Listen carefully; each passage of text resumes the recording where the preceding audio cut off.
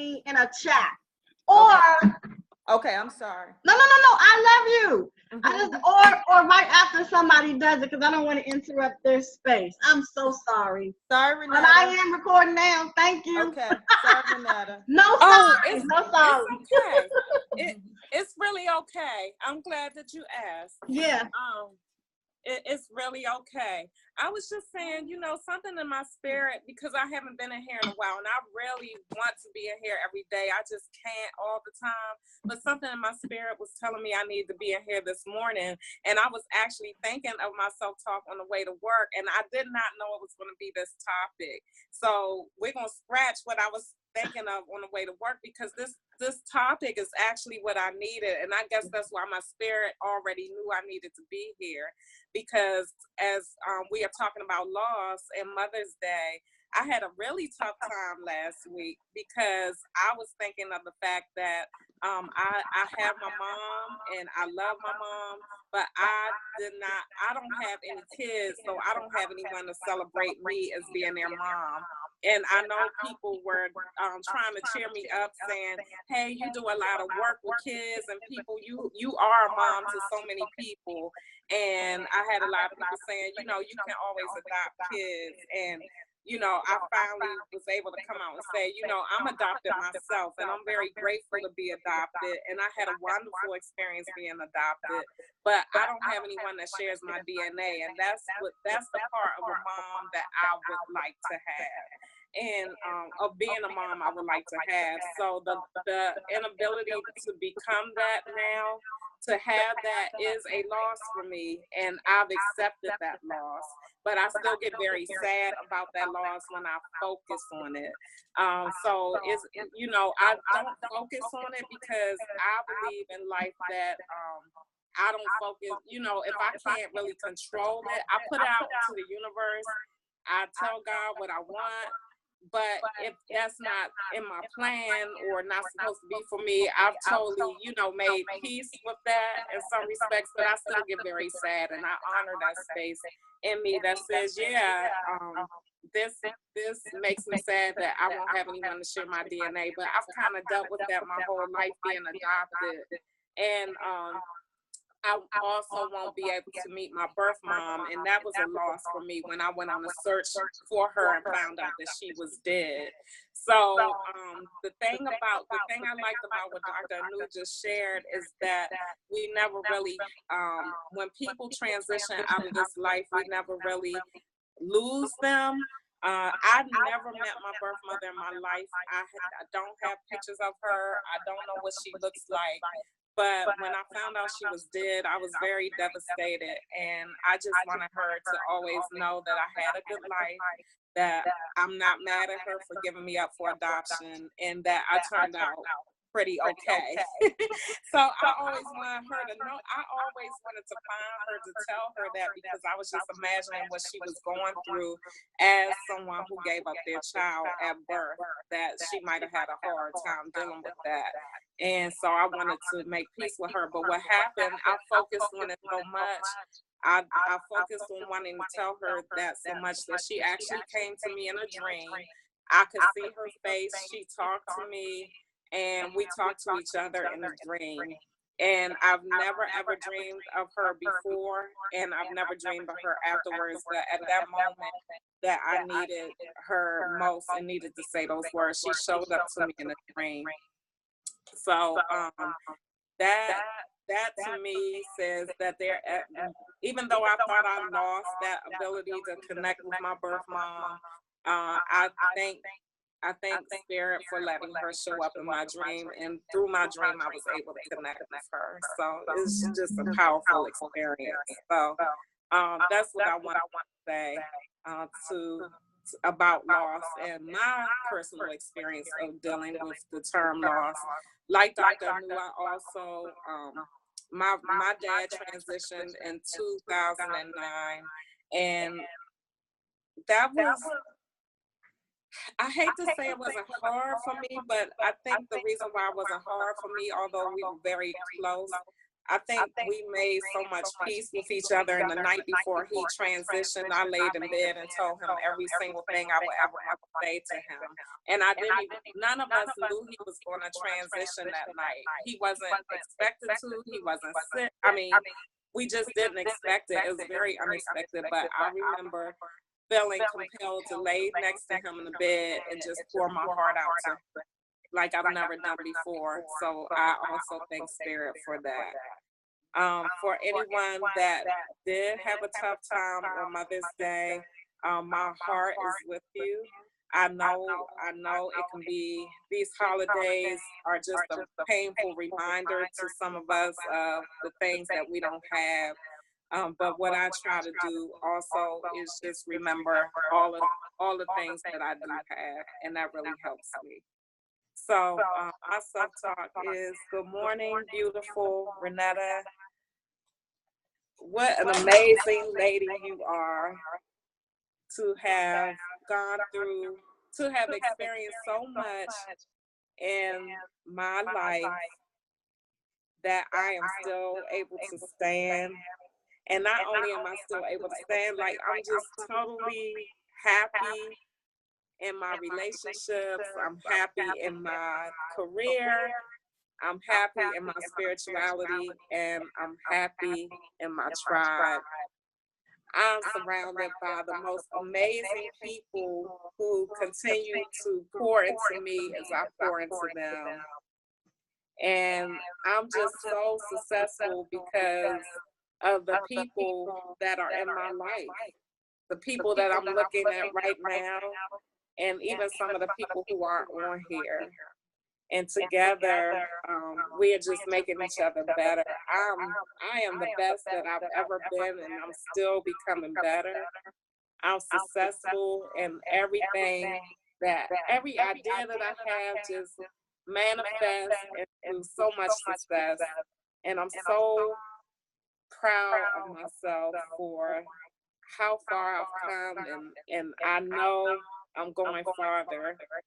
In 2 weeks, I'll be a published author, and I believe that I'm going to be a best-selling author. And I believe that the things that I shared in my story is just going to transform lives in a very positive way. And I believe that I am going to be speaking internationally and called upon to just come and minister to people and help people just reconnect back with who they were born to be.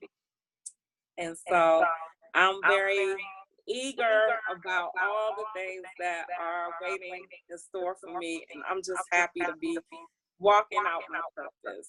And that is my self-talk. I say.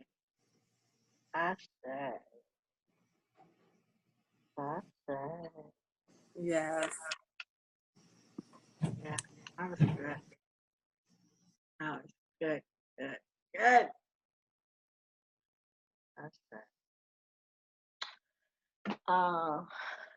Krista, will you unmute yourself for 1 second? Yes. Okay. Listen. Are you here? I can't see you. I'm here. I wonder why it's not switching screens.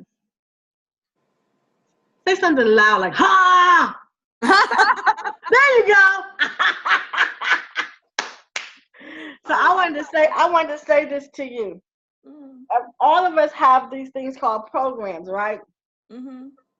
I got a program. So I'm going to have to show you how to overcome my program. You guys may have never heard me say this, but one time I told my son, I said, listen, if mommy does this, this is what I need you to do so you can help fix mommy's crazy. Because mommy's not fixing her crazy, so I'm going to need a little help. Mm-hmm. So he knows when I do certain things, he come in there and go, exactly what I told him to do. So now I'm getting ready to share the same thing with you. Okay. I am so protective over people's space and talking. So when someone talks, I'm like, everybody be quiet. Shh. You did the exact right thing. It's like crazy fool record. So I'm going to say it to you again. You have to ignore me. I'm going to, because if I don't record, I'm going to be mad. But this thing inside of me about honoring people's space is so huge. I'm like, silent, she's talking. I don't care who it is. It could be you talking or somebody coming. Shh, she's talking. Right. So it's an automatic thing inside of me to say, shh. But everybody don't have the same hang up I have. That's just my hang up. Like Renetta said, I'm glad you did. Everybody on here gonna say that. I'm the cray-cray in here. So whenever I do that, just ignore me and go, yeah, she cray-cray. Record that session. No problem. No, that was for me. I have to always correct myself. I correct myself wherever I made the mistake. I do that even at home. If I'm talking to my son and I yell at him in front of my other kids, when it's time to make the correction, I call my other kids in. And I say, come here. And I let my other kids hear me apologize to my child because they heard me fuss at my child, so they gotta hear me apologize to my child. Yes. So, cause I cray-cray in front of everybody, I have to correct my cray-cray in front of everybody. That's just me. It's all good. So next time someone's talking and I forget to record, just say, cray-cray tell me to record, bye. And I ain't dealing with your craziness, bye. I love you. I love you too. All right. Thank you. And thank you for loving me through my cray. See, people don't even understand when somebody say, I love you, and they use that word, they be like, do you really? Because I cray. Let's see if you still standing after I cray. Hey, ain't nobody more cray than me. We cray together. Look at this head. Let me put this thing on mute. I'm sure. We're going to get a t-shirt, cray, and then the other one, cray. And we'll stand beside each other, cray.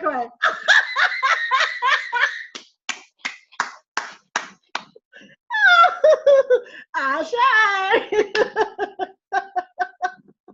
So you are the person that always say go second anyway too, because you're at work. Do you want to go second or you want to go later?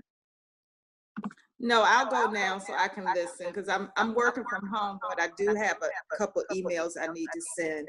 Okay. So, as it relates to loss, I tell you, Mother's Day, I lost my mom in 2002. But I never really felt like she was not here physically, but I never really felt like I lost her spiritually. I can remember, and that's why I am so excited about this journey, because I'm really coming into an awareness of something that I knew all along. But I'm more intentional in my understanding of it. But I can remember when I was out looking for, my mom was just fly, so I couldn't put her in a casket any kind of way. So my girlfriend and I were out looking for something for her to wear. And we were in Nordstrom. And over the loudspeaker in Nordstrom, my mom's voice came and she called my name. All she said, I was starting to get anxious about not being able to find what I wanted her to wear in the casket. And over the loudspeaker in Nordstrom, out of the blue, my mom said Crystal. And she said Crystal the same way that my mom called my name. And my best friend heard it, and we looked at one another.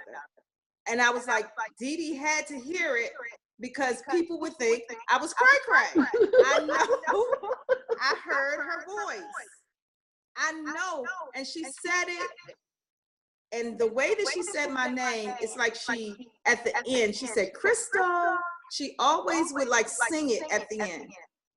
And that's all we heard. But that was confirmation for me that she was with me. That was my confirmation So I grieved her physical loss, but I've always known she was here in spirit. When I come in my house, in my living room, the lamps are my mom's lamps, and lamps and tables and everything in the living room. And the lamps will just come on. So I know that that's my mom. But this year, around Mother's Day, I still would just feel sad in the past. But this year, I gave myself permission not to be sad. I gave myself permission that it was okay because she's with me. So I don't have any reason to be sad. In addition, I think I gave myself permission to be present in Mother's Day for my own children.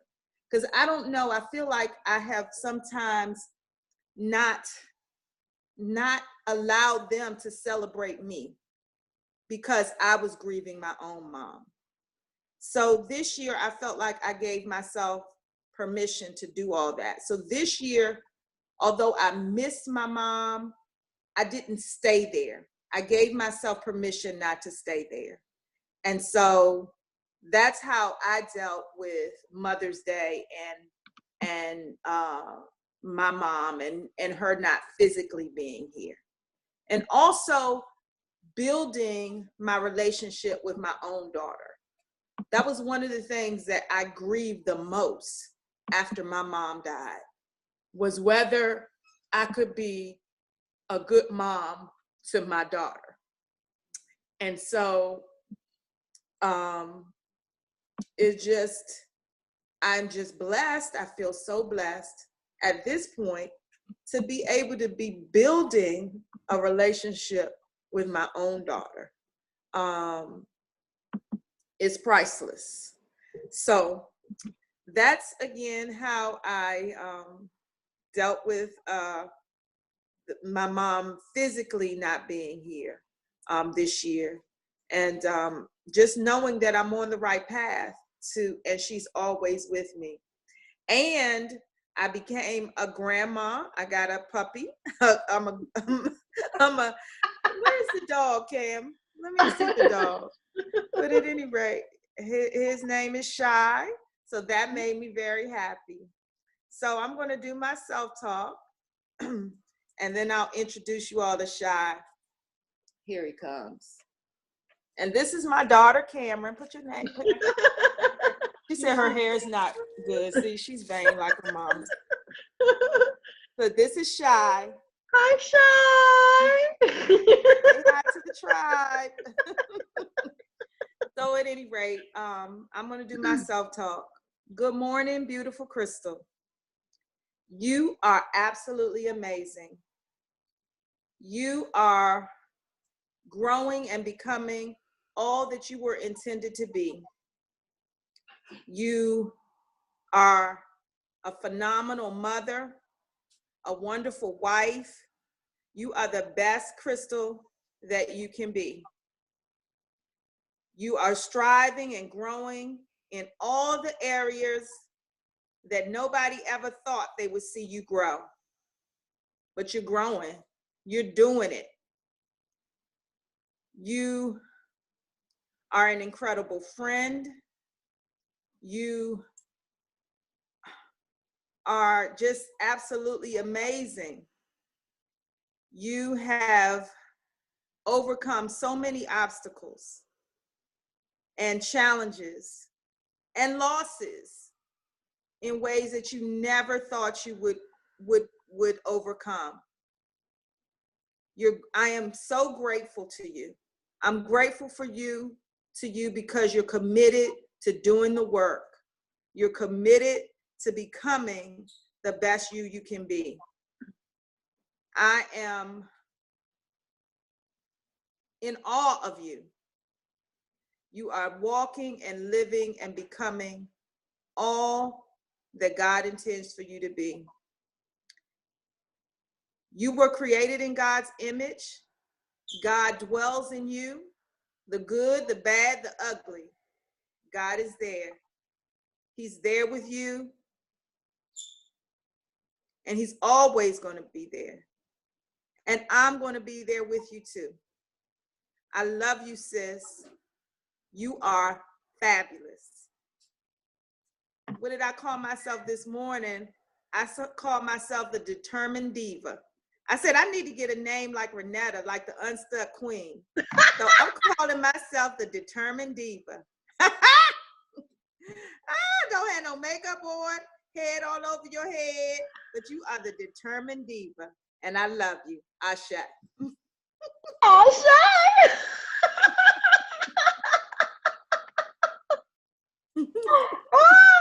Now I'm getting up a t-shirt, Dee Dee. Determined Diva. Determined Diva.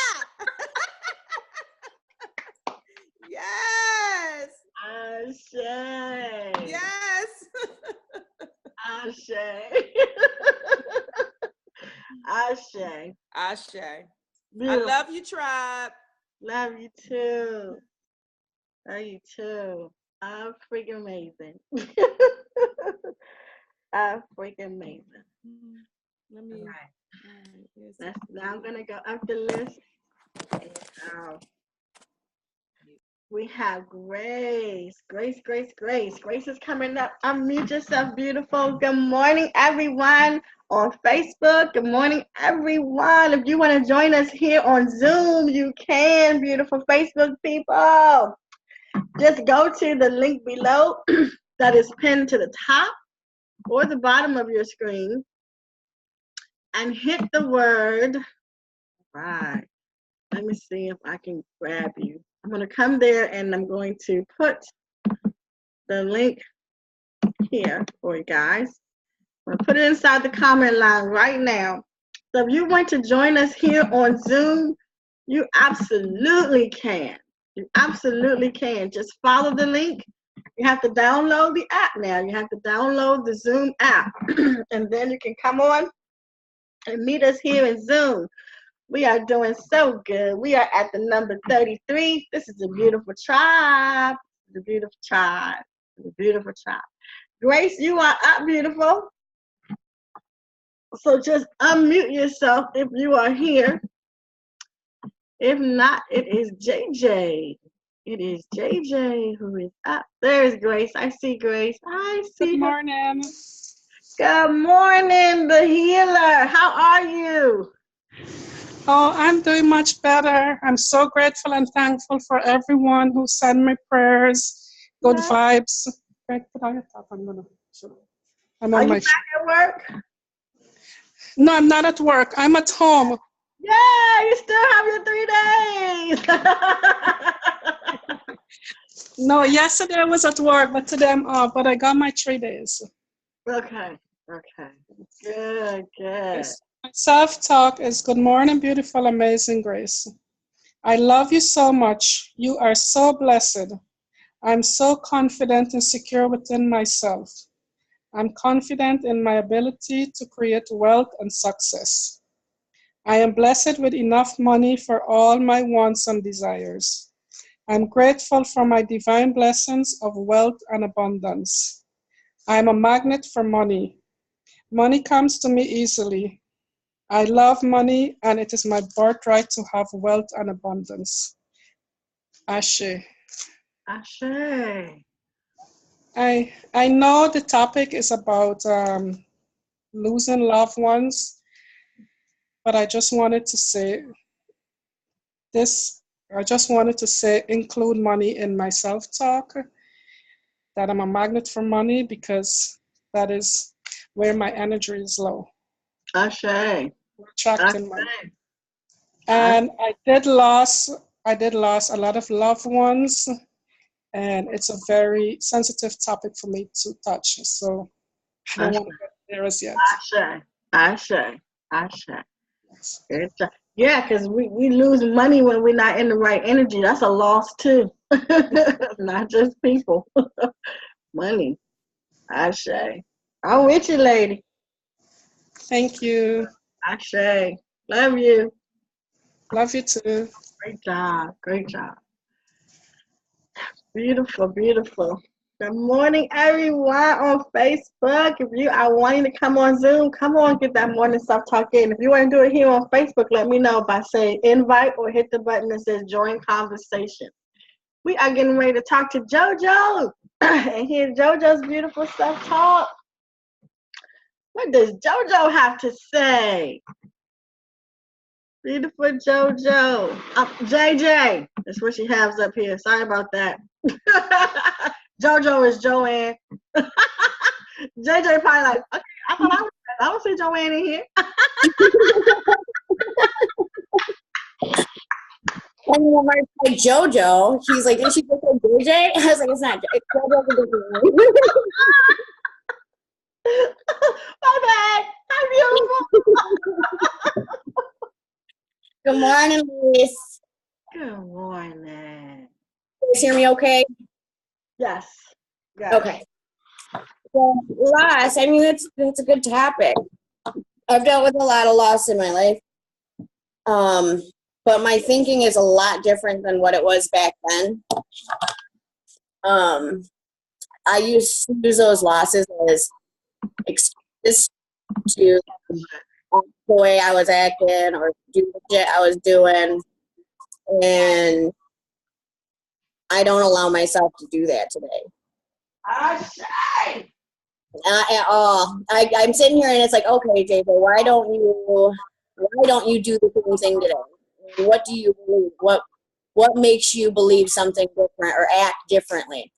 Because today I believe and I know that energy is not created or destroyed. I know we are all made out of energy.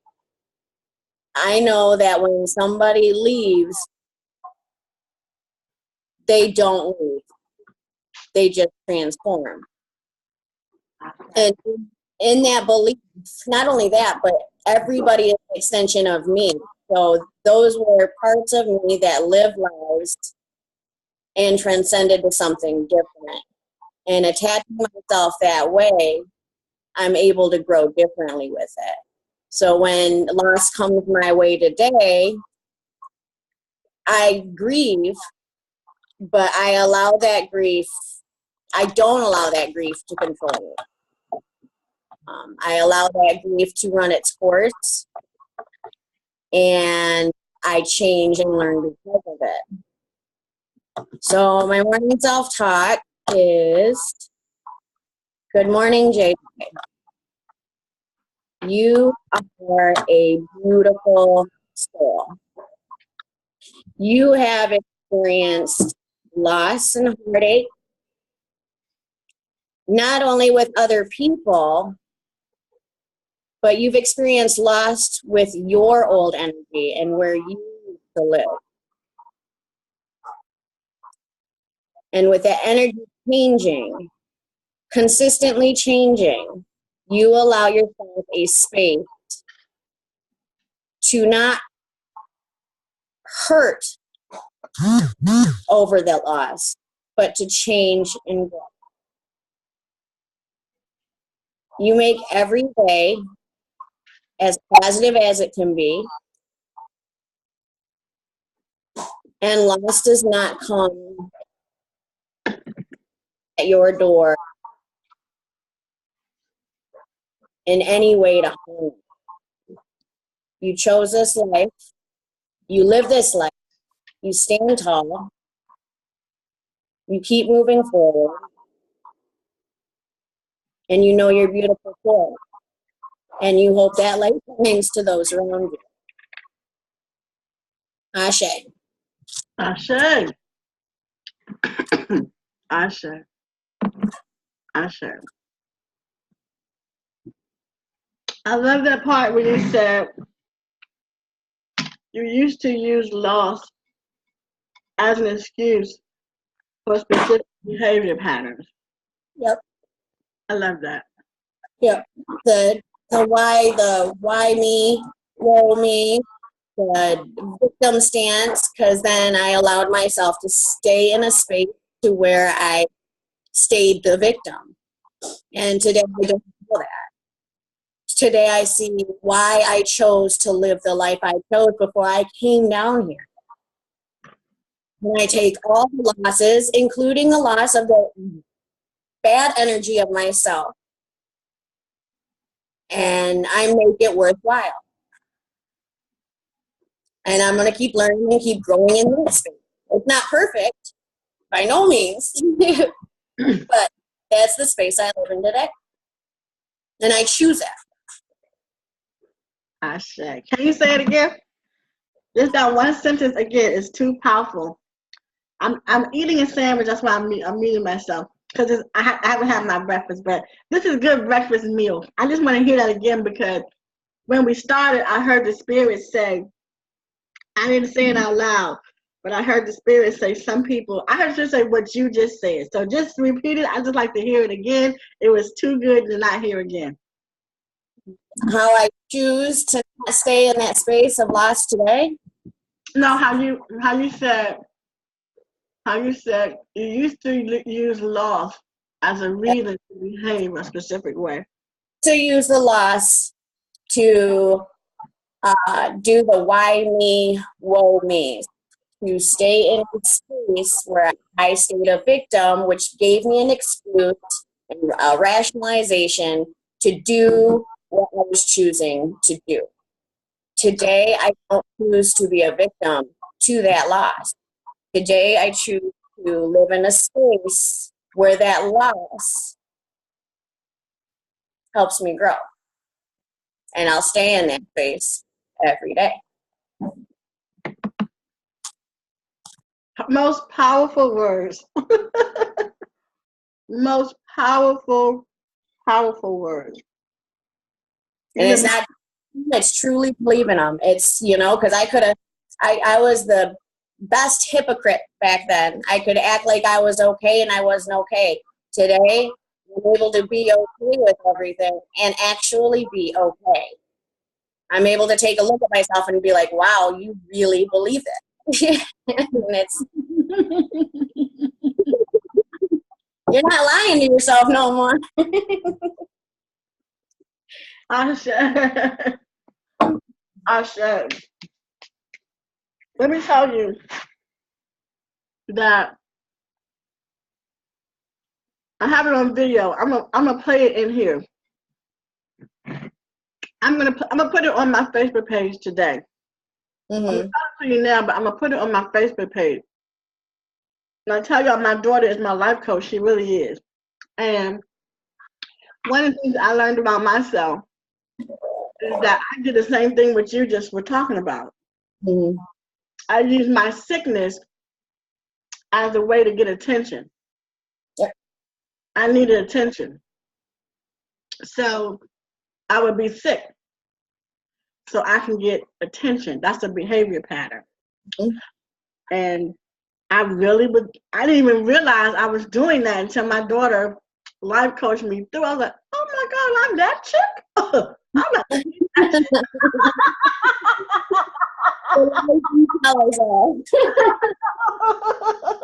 No, I'm the shit.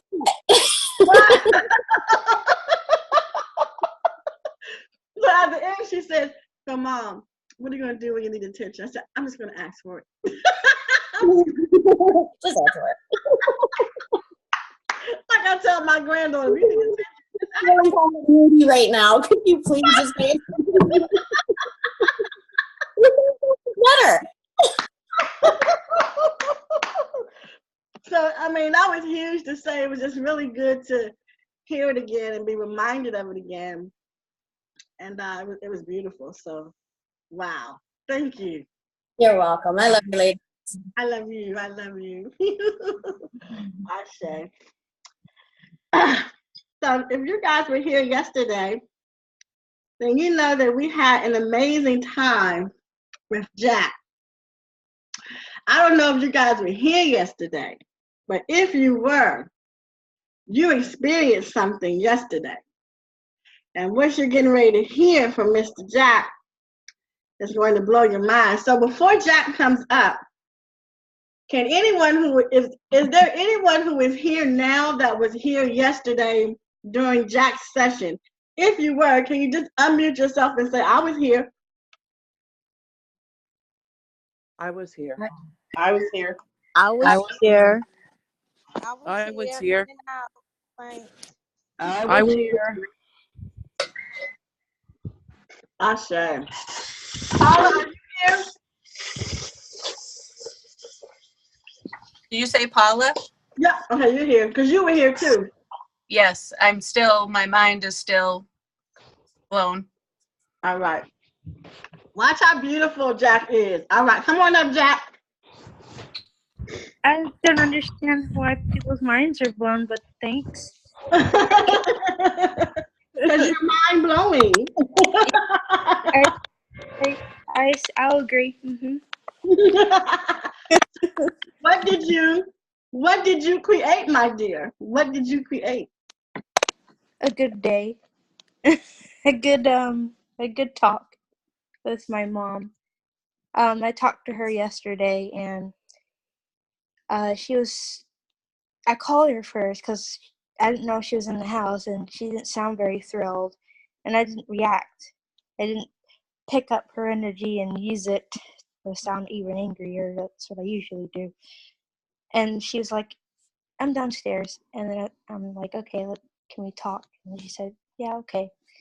And so I talked to her, and I apologized first. She didn't look like she didn't have, I don't know, she didn't look happy. And usually I get bothered by the little things like that. And I'm just like, I said, I'm sorry for controlling you. I'm sorry for wanting to control you all the time. That's what I said. And she said, I accept your apology. And usually she gets tired of accepting my apologies. But this one, she was really nice in her tone about it. So that was surprising. So, yeah, that was good. And she said, I said, we were talking about why I was angry. And she kept asking me, is that why you're angry? Because it was, in the situation, it was like super small. I was just mad she didn't give me her lamp when my light went out. And then we talked about our misunderstandings when I was trying to get like Christmas lights, and she thought it was going to cause a fire because I hanged it weirdly in my room, and she yelled at me, but I didn't know what she was thinking. So we just talked about little things like that, like our misunderstanding.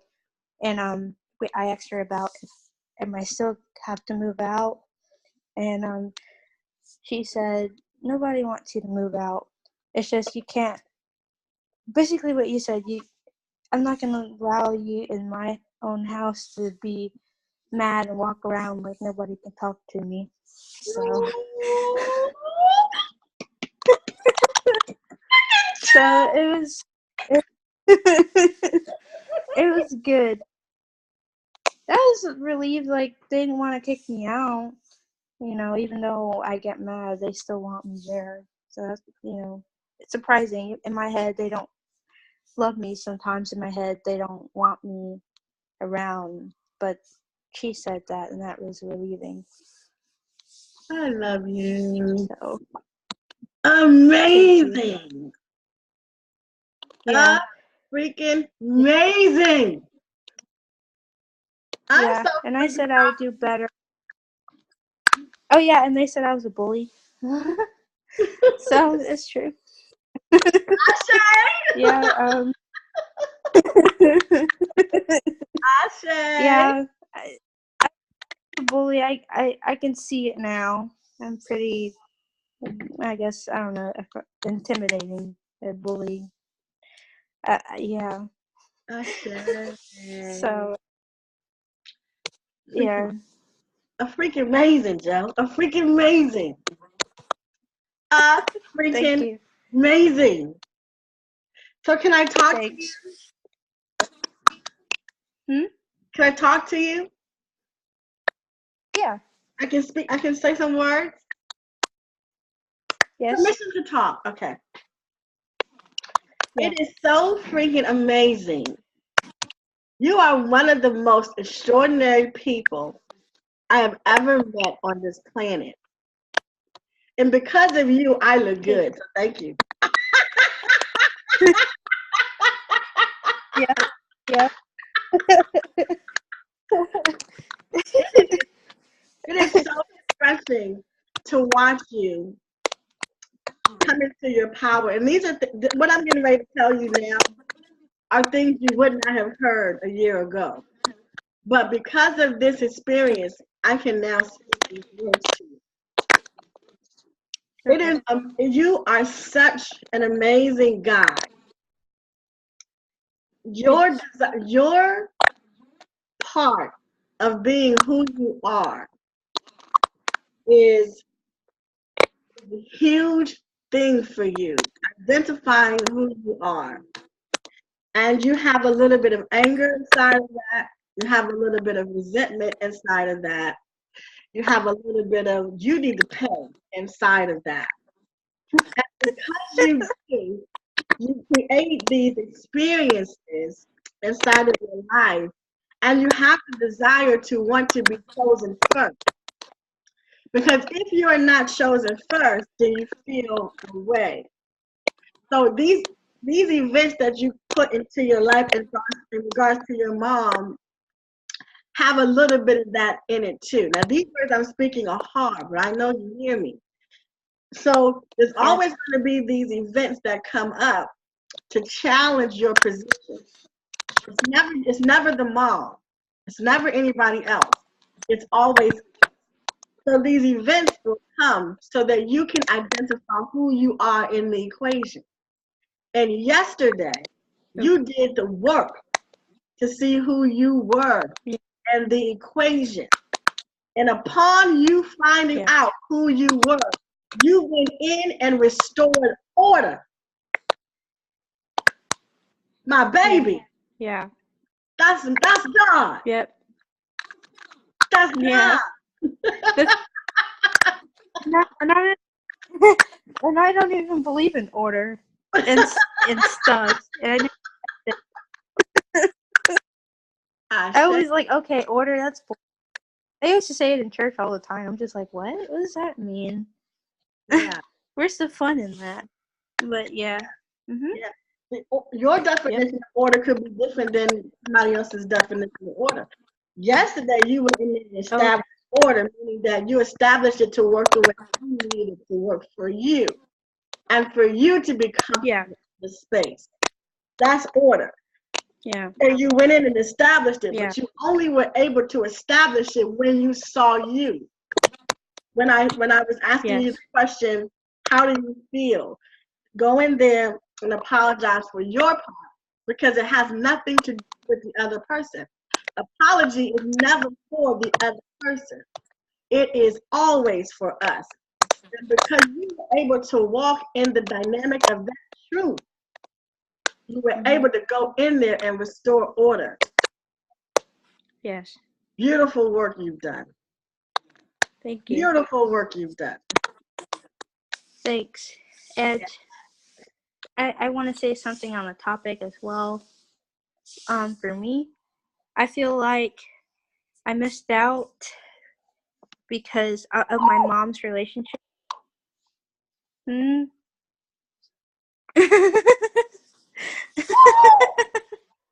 it again. I feel like I missed out on my mom's relationship because of, and yes, years. Yeah. Yep. I'm sorry. And it's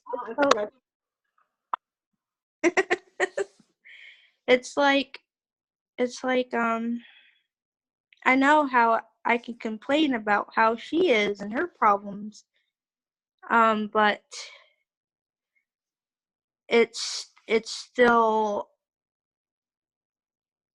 I still acted that way, and it just made it difficult. Hold on, I can't see you. Hold on, let me find you. Oh, there you are.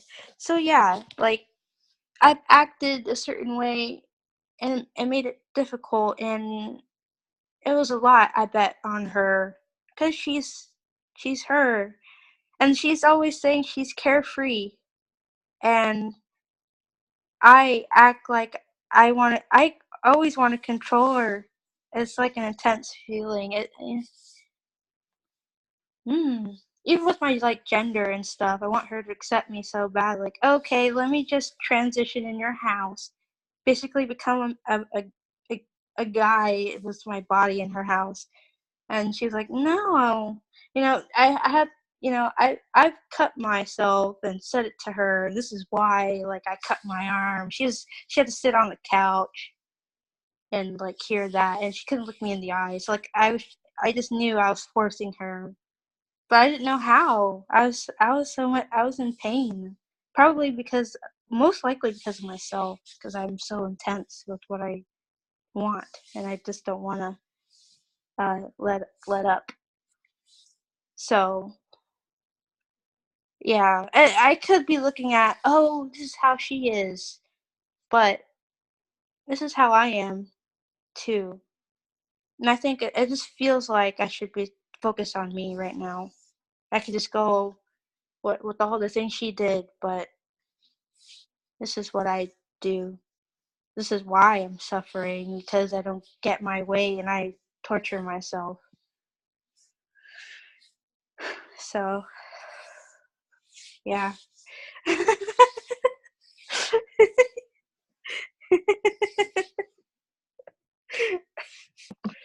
Woo! That's when I go, hallelujah! Yep. My soul loves you. Thank you. My soul Thank you. loves you. Thanks. I love you You too. know how much it takes to say that? Like, you made my soul cry. I said the Yeah. same thing. Those words that you use, I said the same thing about my mom. I said I missed out on so many years of just enjoying my mother. Yeah. All this stuff Yeah. that was never sent there for me to not enjoy my mother. So Yeah. for you to say I missed out on enjoying my mother, oh, Yeah. God, my soul cried Mhm. because of who I am, because of what I did. Yeah. I'm telling Like you, most grown folks won't even say that, Jack. Let me just tell you I this. know. Most Yeah. grown folks will never say those words to themselves. Most grown folks will not take that responsibility, will not say those words to themselves. I don't understand that. Here you are, But I'm yeah. 25, doing that damn work. Baby, Yeah. I freaking love you. I Thank love you. you. My soul loves you. I am so proud of you. You think it's a gift to meet me. It is a gift to meet you. Thanks. It is a gift Back at you. and an honor to meet you guys. Honestly. That is Thank you. amazing what you have done. It is. It was. Yeah, it is. I keep saying Yeah, it's not, but it is. it's great what you have. Yeah. Let's just say that out loud. I have done a great job. Just say it out loud with your own mouth. I have done a great job. Yes. Yeah. You have established peace in your home. Yeah. Yeah. I have. Ashe. I'm a little nervous because I'm like, okay, here I am, and I have to be responsible now and to do things I'm not used to. I think I'm too smart sometimes for for being confused or not having control. It's just I'm so controlling. It's funny. From one control freak to another, I totally understand. Yeah. My son was my master teacher. Like your mom is, my son was my master teacher in terms of control. He was the one who taught me that I was a control freak, and he's also the one who taught me how to let it go. Let me say Yeah. this to you. I can now say this to you too. There was so much I've been wanting to say to you that I couldn't say because you weren't ready. But you I are ready. would have. But you are ready. I now. would have blown up if you said it earlier. And Huh? so good thing. I would have ignited if you said it earlier. So that's a good thing. You would not. You'd have been like, she's crazy, Dad. It's okay. I Because would. when it comes from Yeah. inside, it's even better anyway. It comes from inside. Yeah. But let me just say this to you. When you come on Fridays, now I can say this to you. I love Spirit. I love how it orchestrates our healing. It is so Yeah. amazing because one of the things that, Oh, you're muted. okay, one of the reasons that you held on to that space that you were in, even with your mom, Okay. was because Yeah. that situation could also be used to make sure you had the attention that you needed. That's another program Okay. that you had. It is to create chaos so that you can have the attention that you need. I know that because Oh, yeah, I yeah. did that. Sometimes when you come on show, everybody did you talk to Jack? No, I'm not talking to Jack. I'm not feeding into that foolishness. Jack at that moment needs it. Life is so bad. I'm not having a great day today. I'm not feeding into any of that. Yeah. I was wondering why you didn't say that. Any of that. I'm not I was wondering to say, there yeah. are days that is real. You know what I mean? There are days you actually need that energy. But then there are days where you're just like, come on, give it to me. Come on, come on. And I'm like, I'm not getting it from you. I'm the one who's supposed to be here to make you get out of that place. Stop it. Yeah. I had my camera on and everything, crying. Yeah. You know? Yeah. I know you. Gang recognize gang, boo. Gang recognize gang. You are in this thing to win it. You are in this thing to win it. And I'm so glad that you trust me with this navigation with you. I am in tune with you, honestly. Yeah. You are part of my heart. I am so in tune with you. I am here with you while you navigate and come from that place. Because that place you don't have to be in. You actually can be in a good place where you're getting the attention that you want and it feels good. And you don't have to use something to get it. I just told you that I did the same thing. My daughter, she brought it out in me. JJ just said the same thing she went through. So you are not alone, and it's so interesting that the Spirit would bring all that up today. Yeah. Yeah, freaking amazing. Do you see what you're creating? Yeah, amazing. Freaking amazing. Yeah. So my concentration with you going forward is always going to still be tapping into this thing because this is real until we get rid of it, right? But going forward, even on our Friday night, we're going to be dealing with the trauma surrounding who you are. Because once you deal with the trauma surrounding who you are and find out the cause of these things and then deciding what you really want, the rest of this stuff is going to be a breeze to get through. Okay, that's good. To get through. Yeah. Yeah, it's good to put my own. Yeah, it's good to put my own ideas aside because I don't know what I'm doing. Every time I think I know, I don't. I just make it harder. You know. I say. Yeah. Well done. I leave it up to you. Oh, thank you. Well, if you I'll accept that that you're leaving it to me because I'm navigating it right back to you. So we're in a good space.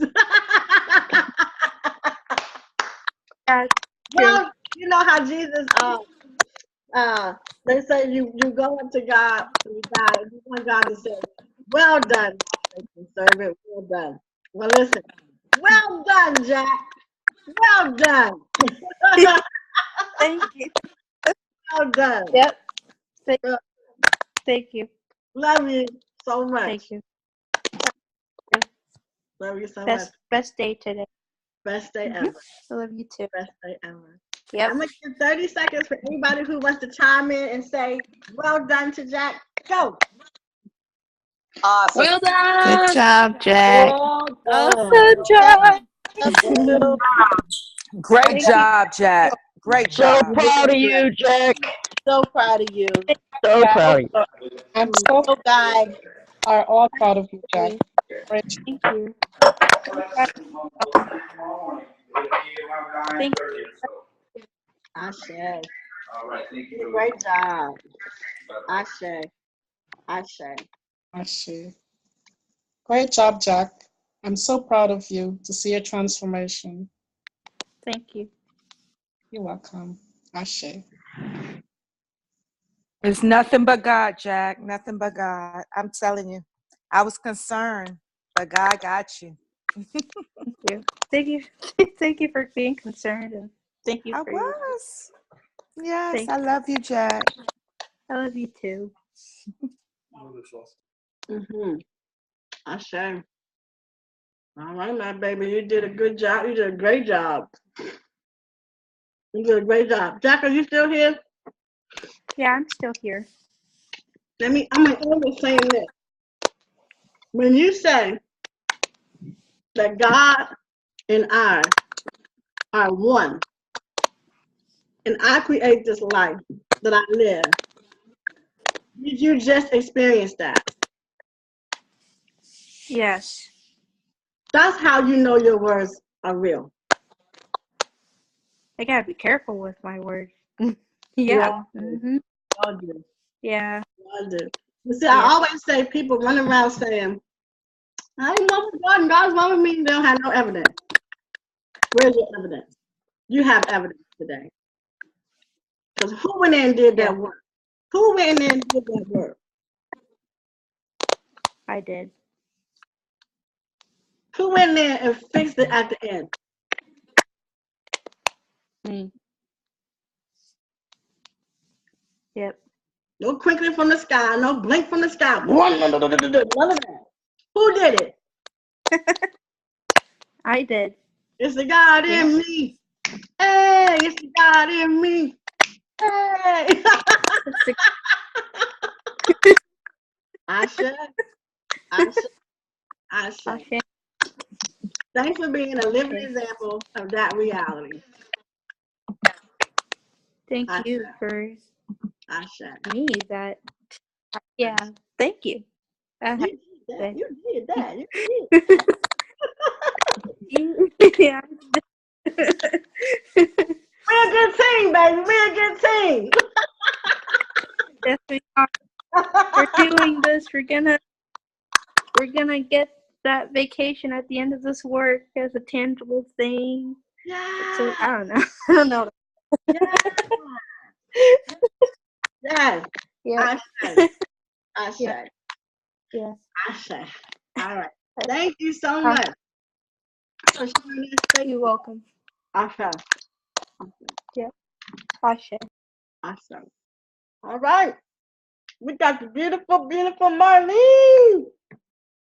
It's coming up. Good morning, self-talk. Good morning. I'm sorry for being such a pain in the butt earlier trying to get you to record. I just didn't want you to miss out while you was pushing buttons. I figured you could press record. I didn't even hear you say anything. I said it 3 times and then Mommy, I said, oh, I'm sorry. I'm sorry. No, I only heard Crystal. The Crystal after you, like, hello, crazy. Do you hear her saying any hello? 3 times, and I'm like, I know she hears my big mouth. So I don't know. I felt bad. I felt like I was being chastised. I'm like, I'm sorry, Mommy. I didn't mean to interrupt. I'm fine. Oh, y'all don't understand. Y'all don't understand. Even like when somebody's talking and y'all jump in, that drives me out of my mind. Because okay. I'm like, there's space, but you let them talk without the space. That's just me. I take it so critical to honor people's space. I'm just that way. I tried to get you when you were trying to find Renetta. when you was looking through all them buttons, right before you started speaking, I said, "Are you recording? Are you?"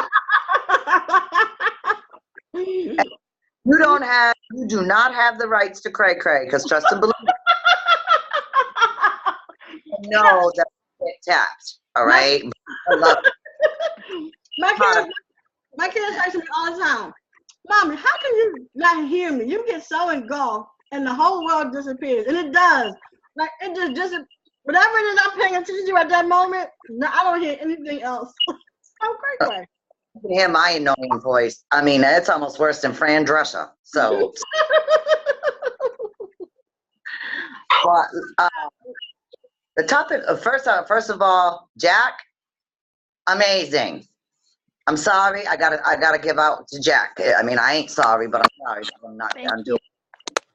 But I gotta give out to Jack, taking responsibility for his own actions, mending ways with his mom, and opening his eyes to see that there's some beauty in there. Getting on with a relationship with your mom, because trust and believe, one day you're gonna wish you did.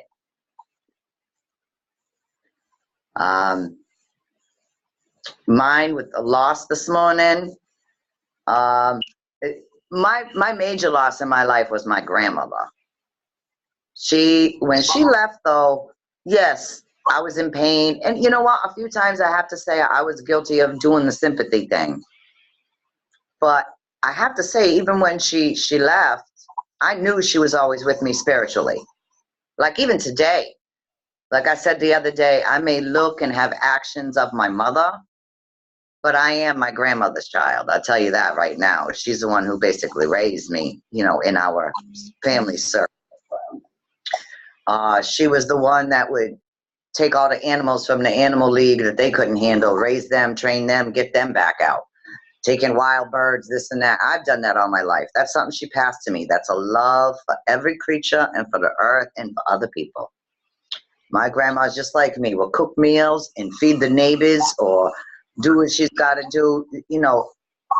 Never looking down on people, always trying to lift folks up and protecting the underdog. Because we've all been underdogs. My grandmother had a very hard life. And no, she was not the greatest mother to my father and my uncle and my aunt. I know all about that. But I have to judge her by how she was to me. And she was amazing. I know she's with me every day. I feel her with me. Especially in my kitchen. She's a part of me that's never left. Physically, yes. Because I always wanted her to outlive my grandfather and have a happy life. But, she went before him, and then I think she finally got her peace. She got her peace, and in some ways I think she's stronger since she's made her transition than what she was here. She doesn't have all strife and heaviness on her and all of that. She's such a wonderful spirit, and I know my grandmother's with me every day. Every day. Now, there's only this. If my father goes, I'm gonna tell you. I told Kevin, you better scoop me up with a shovel. I'm gonna be a hot mess. And then, living in the situation that I'm living in right now, I'm gonna be destroyed. But I know, although the physical may be gone, the experience, the touch, the spirit, the connection, and none of that will be gone. I am grateful, so grateful for every day that I have from the people around me that I love. Because you really never know where I'm going to go.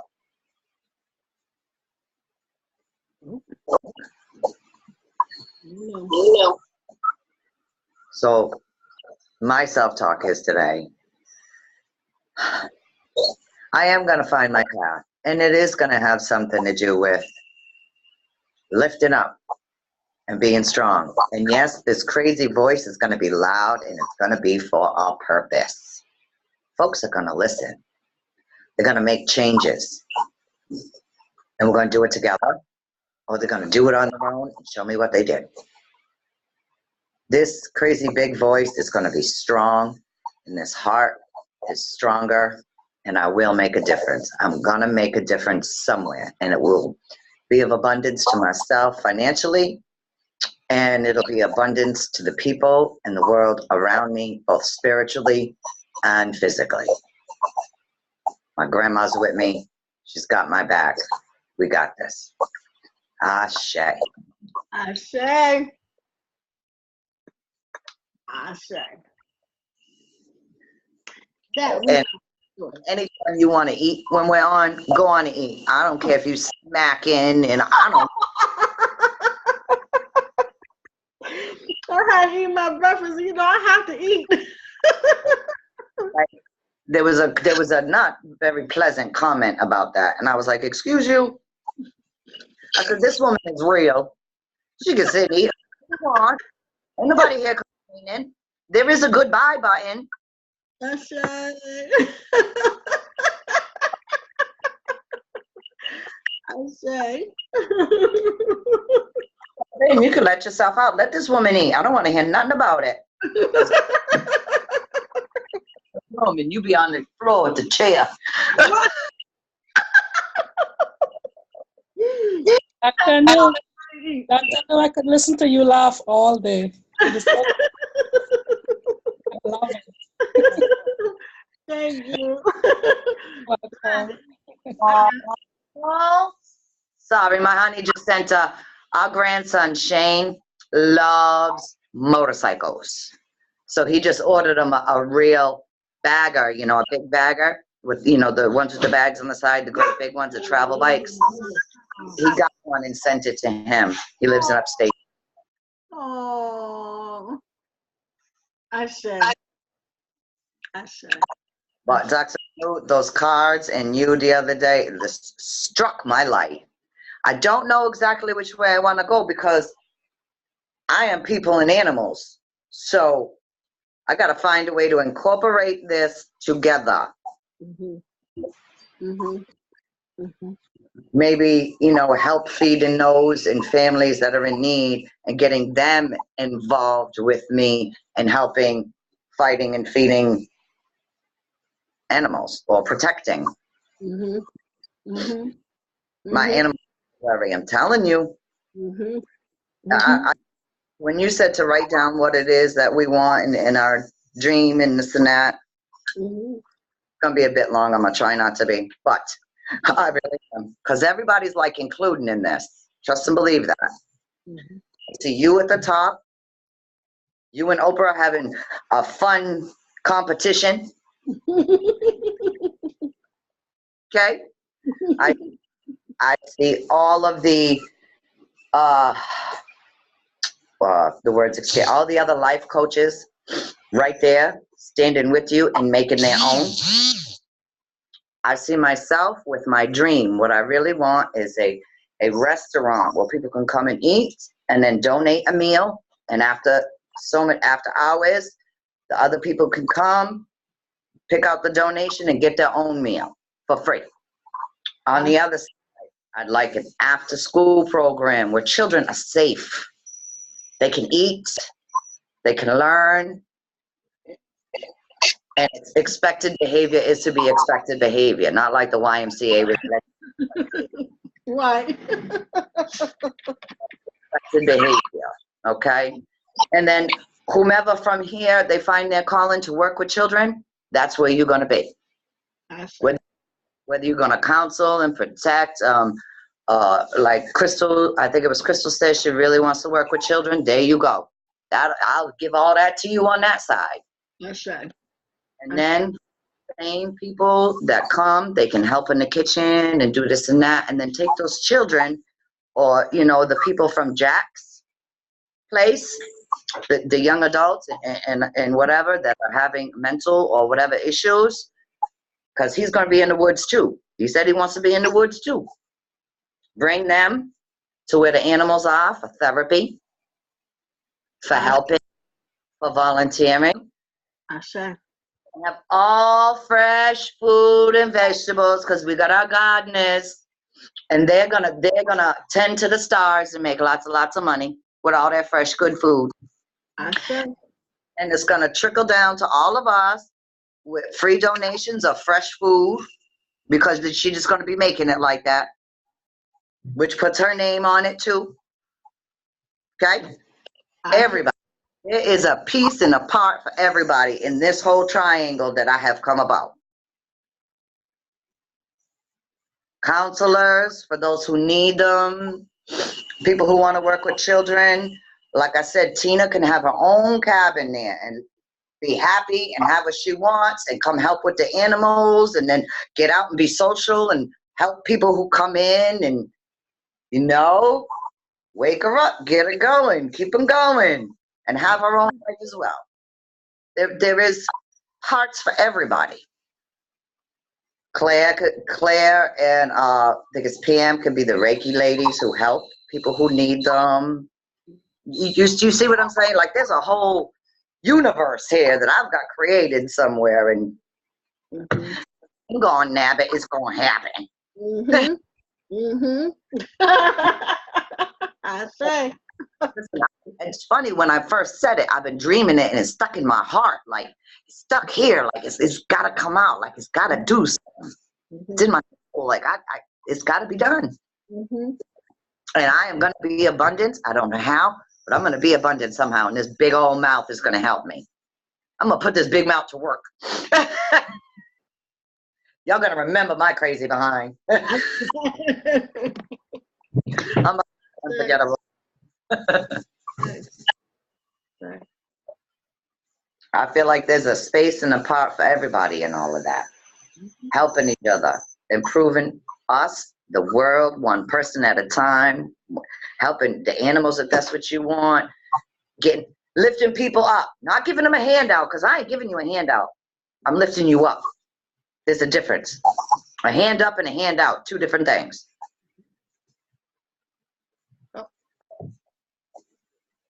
So that is what will be, and that is part of my self-talk, because I'm gonna keep manifesting that. You're gonna be sitting next to Oprah on TV laughing about your little competition. Yeah, you're gonna be like, what's up, Miss? I say. No, it'll be a funny competition for the both of you. Because you both, I mean, you, please, you're gonna blow away. I ain't gonna say that, but you're gonna blow away. But it's gonna be good. I promise you. I see it. I love it. I know it. Ashe. Ashe. Ashe. Ashe. Beautiful, beautiful, beautiful. Beautiful. No, my grandma's here. She's that woman. Strong. All right, I love you. Thank you. Love you too. Love you too. Okay. All right, it's morning self-talk time. I'm going to end Facebook. So everyone who is on Facebook, if you want to join us inside of Zoom, you can. If not, I'll see you tomorrow morning around 9 a.m. Eastern Standard Time for this work that we do called Morning Self-Talk. I'm going to drop the link one more time inside the comment line. If you would like to join us, please feel free to download the app, www.zoom.us, and then come back and click the link. I am going to bid you guys a goodbye. It has been wonderful spending my morning with you. You guys take care. Love you. Bye. All right. It is Shanice. Shanice. Beautiful. Shanice. How are you, lady? I'm well. Hi, Dr. New. Hi, everybody. How beautiful. I love all the stuff you have in your background, all your Celtic stuff. It's so pretty. Thank you. Oh my God, this is a cool topic. Oh my God, you and Jada Pinkett Smith are on the same wavelength. I don't know if you've seen her Red Table Talk. I posted it. Marlene saw it and she liked it. Oh my God. And her last talk is about loss, interestingly enough. I thought that was really cool. Yeah. Loss. Woo, loss. Oh my God, loss. I lost my dad last year. Interestingly enough, he passed a week before my best friend's mother passed. So I thought that was interesting. With me, I haven't lost anybody like really, really close. I mean, I lost my dad. Me and my dad, we weren't all of that, but we were. But I haven't, what I'm saying, lost my mom. My mom is still here. I love my mother. But when my friend lost her mom, it really put things into perspective about loss and when that time comes, because it's going to come one day. And I'm blessed. My mother is blessed enough to still have her mother around. Her mother is 82, I think, 82, 83. She'll be 83 in August, I believe. And I just pray that I get as blessed as she has to have her mother as long as she's been around. So, but as far as the whole loss thing goes, I mean, right now I just look at it as, okay, being a spiritual person myself, I still see them as they're not in this shell, they're spirit, and they can hear everything we say and speak about them. So I look at it that way. I feel like that's only because I haven't experienced a major loss, and I feel like with loss, something is always coming to replace it. I don't know how you can replace a mom. Go figure. But I just feel like, yeah, something. I don't know what it is, but it can be replaced. Then, like I said, they're out of this shell and back in spirit where we originally came from. And like I said, they can hear us and speak to us. We just have to be aware to talk to them. I've talked to my dad. I've seen him. Oh my God, whenever I hear his name or the last vehicle he had, I see that white van almost all the time. I'm like, hey, Dad, how you doing? What's up? And yeah, that's my whole take on loss right now. So blessings to everybody who has lost. Oh my God, my heart goes out to y'all. Oh my God, especially for Mother's Day.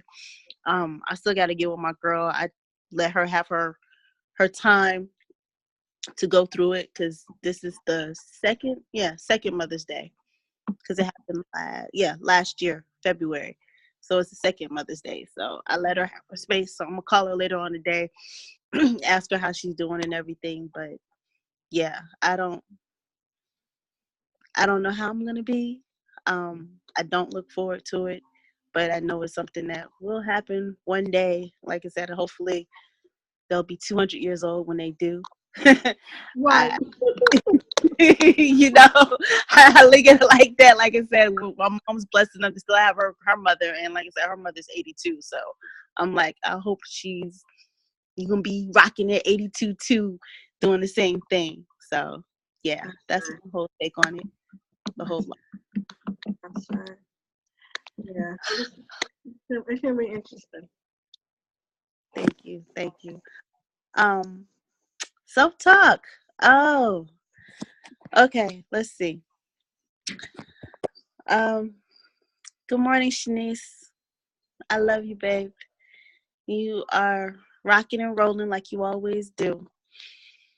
I feel your frustration with the part-time job, and I'm here to tell you that you can do it. You can definitely do it. You are doing it. You're an awesome speaker. You're an awesome healer. You're an awesome intuitive. Practice, babe. Practice. You got this. People love to hear you speak. People love to hear you talk about spiritual things. You got this. You are very smart, very intelligent. You read your butt off. You would think that after all of the knowledge you've absorbed, you would be overflowing with knowledge or whatnot. I understand sometimes it's not easy. Sometimes it's a little frightening. I understand I am scared of rejection sometimes and scared of what other people think.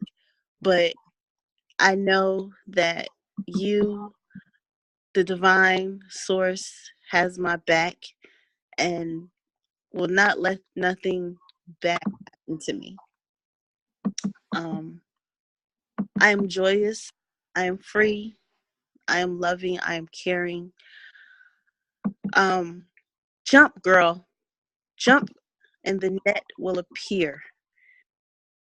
I felt your frustration, like I said this morning, being tired of sorting boxes for Amazon. It is not fun anymore.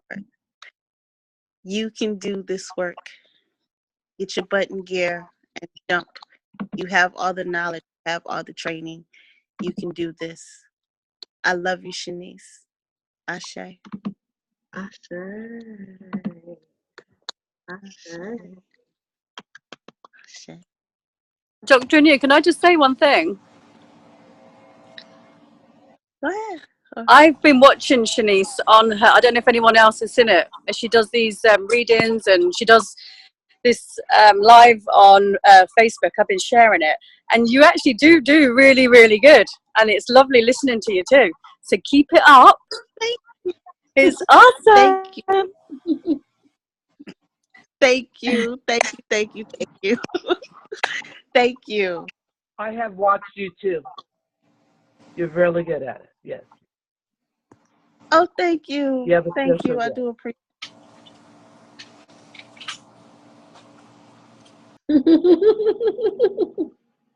You know, the one thing I know about this tribe is that we show up.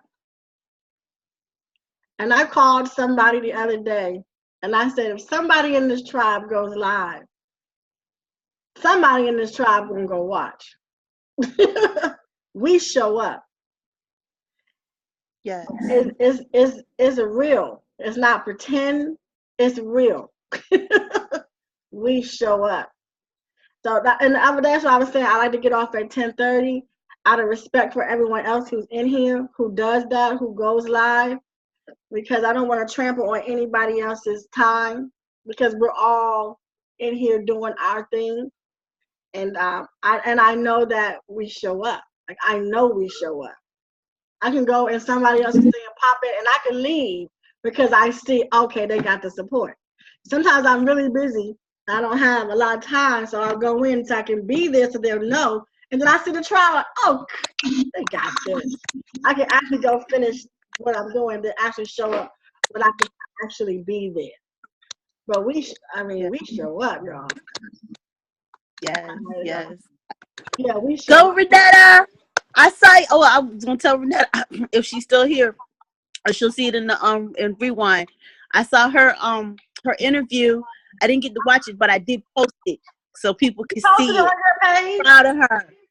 I'm gonna go see it because I told her, I said, when you go online, send me a link so I can go. I want to go see it. It was awesome. It was awesome. On my page. I said, can you post it? Like share it to me? Yeah. It was an awesome show. I watched it. It was great. Yes. And we do show up. It was excellent. We show up. Yes. Pay attention. Yes. Pay attention, everybody. We show the heck up. We run deep. Yes. Yes.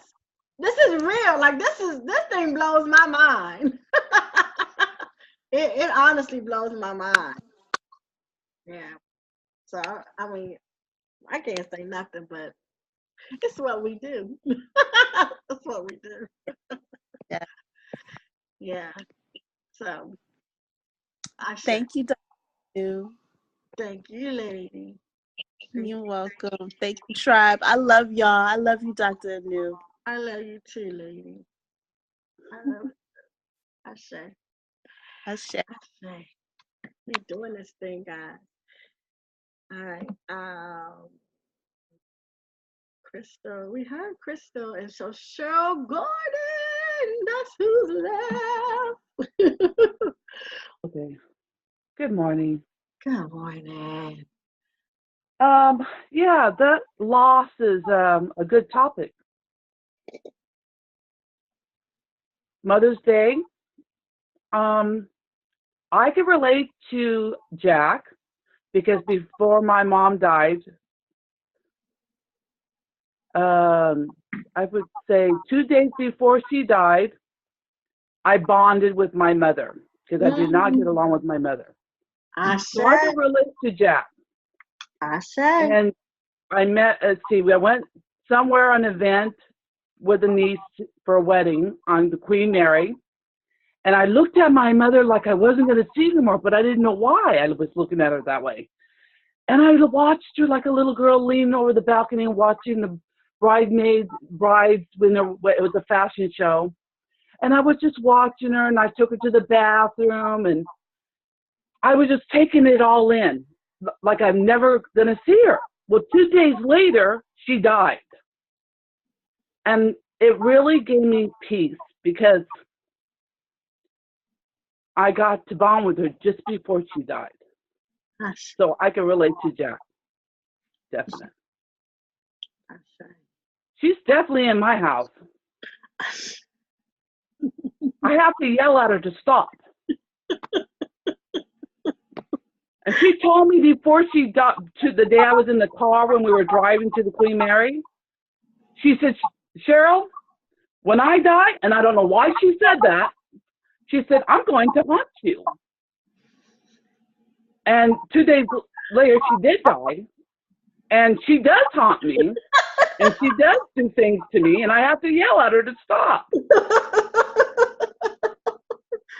You know I'm not making this up. Right. You can't make this stuff up. I'm very sensitive.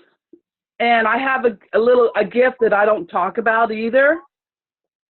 And I'm very sensitive. And I tell you, I knew she was going to hang out. She hides stuff. She moves things. My husband doesn't believe all that, but he witnessed it. And he said, do something or I'm moving out, because he witnessed her, my mother, going from the bathroom to the bedroom where she died. And he was sitting there eating, and he's seen a cloud. And he said, what is that? And I said, it's my mother. But yeah, my mom hangs out in my house and blinks the lights and through the crock pot. She was in the morgue for 10 days. And the crock pot was flying. I had to yell at her because I said, you're scaring me. You need to stop. And then she whispered in my ear. She was still in the morgue, and she whispered in my ear, and she said, Cheryl. Because I was clean. When I get nervous, I clean. When I get like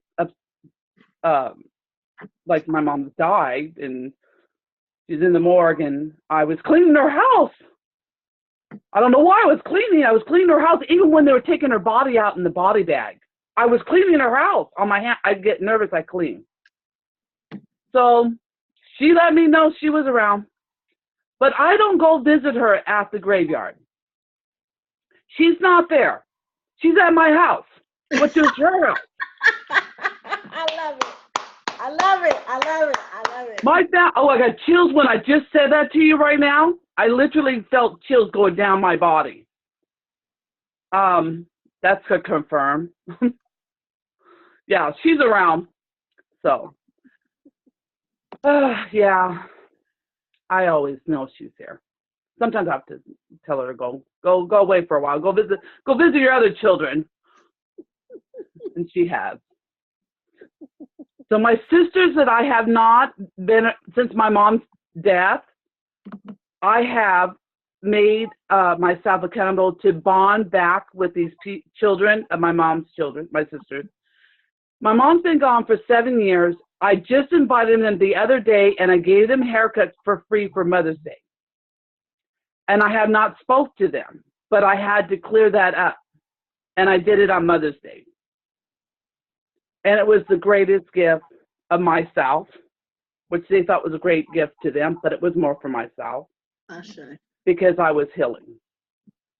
And they walked in my mom's house and they said, can I walk through the house? And they said it felt like she was supposed to be sitting here sewing. She looked like she never left. And I said, she didn't. She's still hanging out.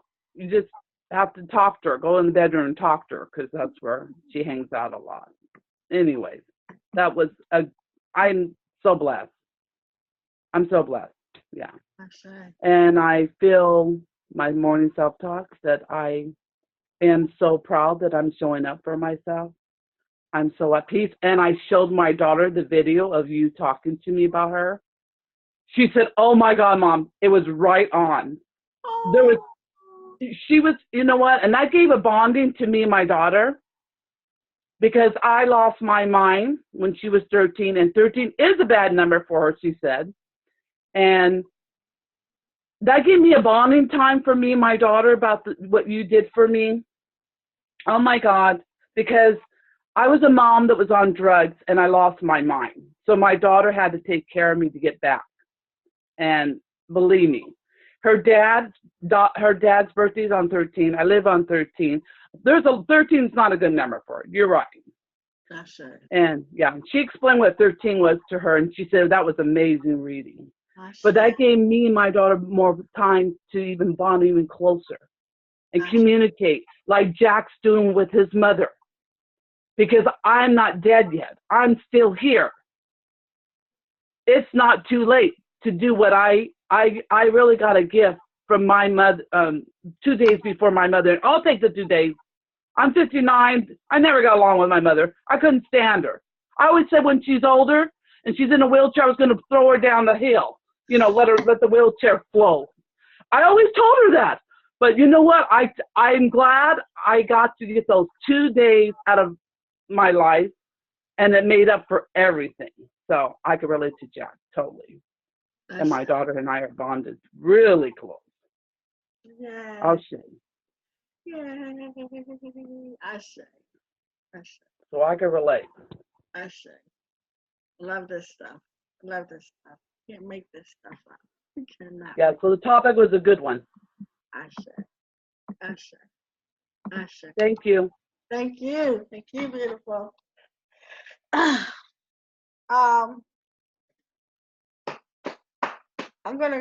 The next person that's coming up is Tara. But before Tara comes up, it's Tara and Barbara and then Elisa. If there is anyone here who wants to come up, please raise your hand because I'm only going to go by the hands that are raised. And I want to, like I said earlier, be respectful to other people who are doing the same thing live and creating their space. I don't want to come on all day and then nobody gets to be able to master their craft and get into their own lives and feel the support of all of us being there too. So I want us to stop around 11:15, 11:20, and somewhere around there. All right, so we have Tara, Barb, Elisa, and Aisha. We can do that. Everybody takes 2 or 3 minutes. We're ready to pull that off. All right. So before I call you up, hey Wendy, God, love you, lady. I'm seeing you over there. I see you slaying. To all those beautiful souls that donated to Elisa. Thank you. I know she's going to say her own thank yous. Thank you so much, guys. We made it up to $500. We made it up to $500. That was freaking amazing. The only person's hands I don't see is Camilla. Camilla, can you jump on really, really quickly? Really quickly. I just want to, you don't have to do stuff. I just want to ask a question. Good morning. When is your event? Is it this weekend? It was Saturday. Oh, it already happened. Mm-hmm. We didn't even get together and do a Woosah Wish thing. My Lord. Okay, what did you create? That's what I want to know. I was gonna say, Woosah, I wish you happy stuff, and then next one comes to say, what did you create? But we missed the Woosah happy good stuff. How did you let us miss that? I'm ready about 5 minutes. Okay, what did you create?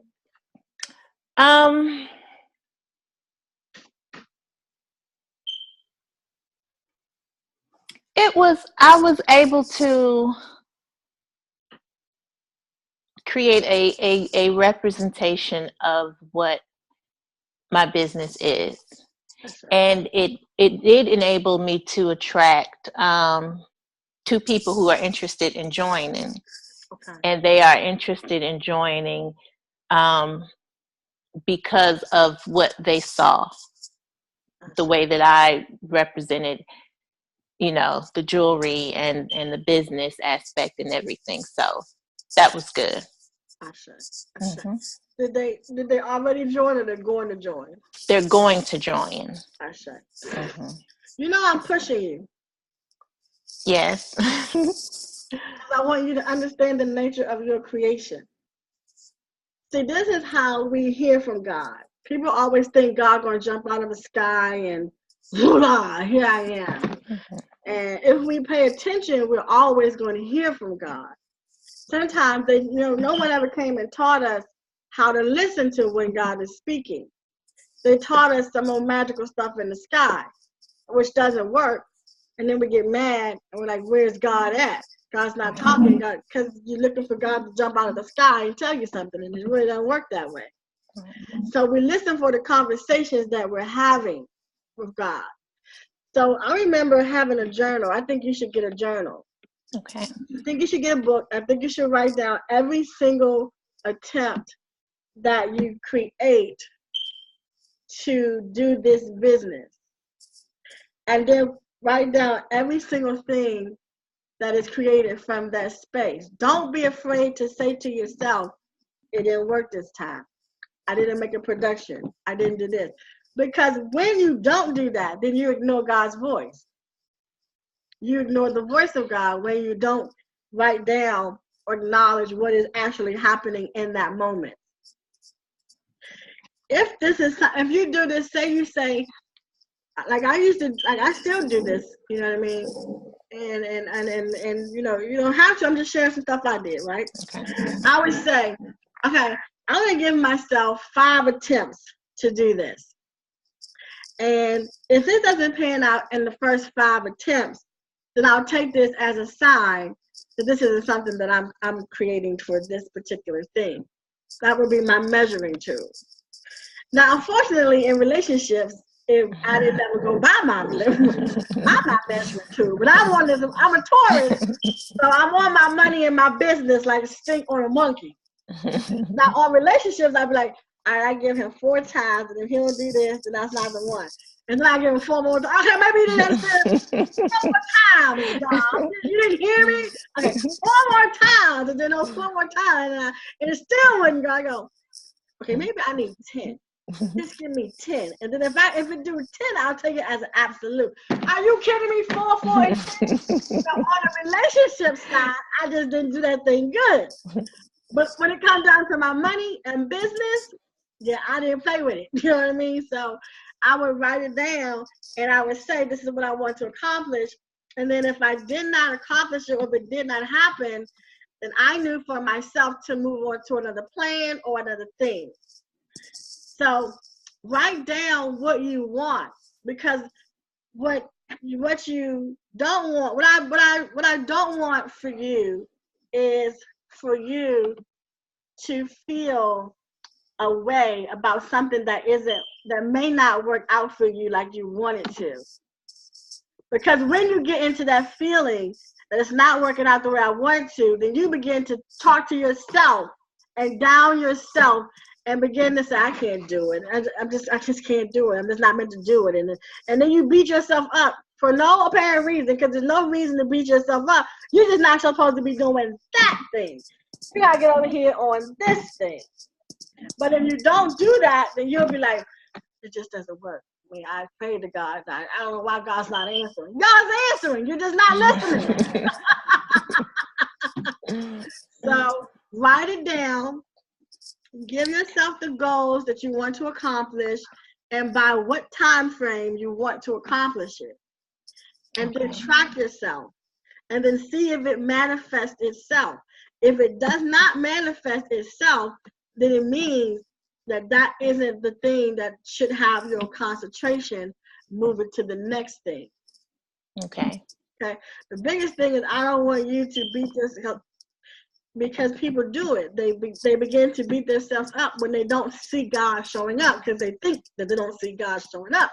But what's actually happening is they're seeing God show up and say, yeah, no, that's not it. Mm-hmm. But they don't hear that. They only hear, I mean, I'm praying. My bills are due. I don't get why you're not showing up. So track it. Okay. Track it. Track it. And I also don't want you to get too, I'm giving you a reading now, okay? I also don't want you to get too caught up in, I can do this if I am who I say I am. I can do it. I can make anything happen. Because here's how it works. If you have cold water and hot water, so you have the equal amount of cold water and the equal amount of hot water. If you put them together, that water is going to be what? Warm. Warm. It'll be warm water. Mm-hmm. And the water that's hot is hot, and the water that's cold is cold, right? In order to make that water that's cold hot, it has to go on some type of fire. In order to make that water that's hot cold, it has to go either in the refrigerator or you put a lot of ice cubes in it. Mm-hmm. To make it be that way, right? So when we navigating through life and we say, I can do whatever I want to do because I'm God and I can do it all, then there are frequencies that are in place. And if you are on the frequency of love and there's another frequency of hate, but you want love, but you're sitting in the frequency of hate, love is there and available and you can have it because you can. Mm-hmm. You have to shift the frequency. You have to shift over here and be in your frequency and walk the walk that it takes to get you to your place. So if you say, I'm going to manifest this, I'm going to manifest that, and I want it to happen, and how you say,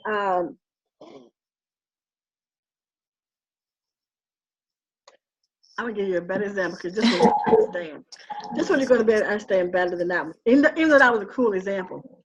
I remember working at this apartment community, and I said I want to make $100,000 a year. Now I'm at this apartment community. I got a free apartment. My salary is $50,000, but I want to make $100,000. And I said I want to make $100,000. And I was like, okay, I want to make $100,000. So I'm sitting there working every day. And I got this lady came in and she said, you black B, you ain't SHIT and you ain't never gonna be SHIT. And she went off on me. And I was like, really? Because I'm about to lose my, I'm about to lose my job. So I couldn't work there anymore after that. And I was like, I was paying for $100,000. How you gonna just do that? You know, at that time I was in the God, like, you know, being a Christian, talking to the God in the sky. Mm-hmm. So what happened was, when I got out of that job, I began to make $100,000. But I couldn't make $100,000 in that job because that job had a cap. And I had asked for something that was outside of the cap of that job. So Spirit myself moved me out the way so I can get to my $100,000. So if you're saying to yourself, I want this and I want that and I want this and I want that, but you're over here, you can't get this and that and this and that because you're over here.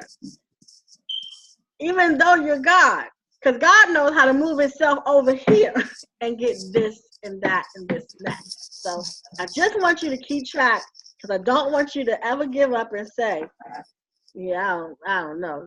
God ain't answering my prayers. Ashe, I receive that. And I am there. I feel myself going there, and yeah. I guess it's a bit of the confusion and me trying to figure out which way to go, because I've always been the type of person that when there's something that I want to accomplish, I sit with myself and I try to map out a way to get there. And with this situation, I kind of took this jump that I can't even explain, or just I was just propelled to do it. And this was one of the first times that I've really listened to the inside of me as opposed to the outside. So now that I've done that, I'm like, okay, it's not showing up to where I thought how it should. So I'm trying to figure out what to do next. But in the meantime, though, the disappointment from it not showing out, I know, is hindering me from doing and seeing and figure out what to do next. So I understand what you're saying, and I'm really trying to figure it out. Ashe. Let me ask you a question. I'm gonna ask you 3 questions. If you could do anything are you one who would do for everybody else and not yourself? I do that a lot. Okay. I do that a lot. This job this company that you are doing the jewelry for, is it owned by somebody? It is. Okay. Mm-hmm. Is it a way that you could work within it and create your own money? Create your own wealth within it? Yes. Yes. Now, when you think about doing your work, your life work, your daycare, who would own it? Me. Okay, so you would be the owner of your daycare? Yes. All right, beautiful work. I'm going to ask the same questions again. You're going to see this thing in a minute. Tara, pay attention. Tara, pay attention. All right. You would do for other people more than you would do for yourself, right? Mm-hmm. This company that you work for, that's with the jewelry, does somebody own that company? They do. It's direct marketing. So okay. Does somebody own that company? Yes. Okay. If you do your dream, which is daycare, who would own that company? Me. You. Do you do for other people more than you do for yourself? Yes. Okay. The company that you're I get it. I get it. And that's exactly what I'm doing. That's exactly what I'm doing. When the Spirit called you to jump, it knew you would jump for somebody else, but you won't jump for yourself. Mm-hmm. When the Spirit called you to jump, it knew you would jump for somebody else, but you wouldn't jump for yourself, baby. That's shame. It was the only way it could get you out. So it's like, now I'm here. So do it. Take advantage of the situation and do it. Then do it. I will. Ashe.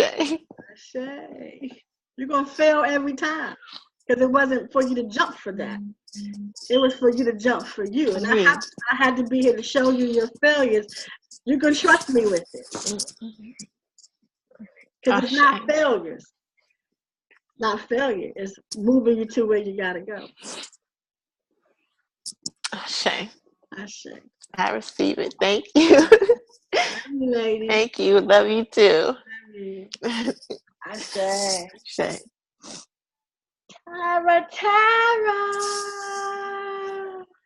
I did jump for myself. I did, I promise you. I had to call Tara, guys, because Tara is in the life coaching class, and I'm always teaching life coaching things, and I wanted Tara to see how I was navigating her to her truth. Yeah. That's why I called Tara's name. Same questions lead you right to the right answer. Well, and I follow the rule of 3, and like three strikes. If I'm doing something 3 strikes, I'm out. I'm done with it. And 3 positive things, I know I'm on the right track. So I just followed the rule of 3, and it works out perfectly for me. Probably, yeah, it just does.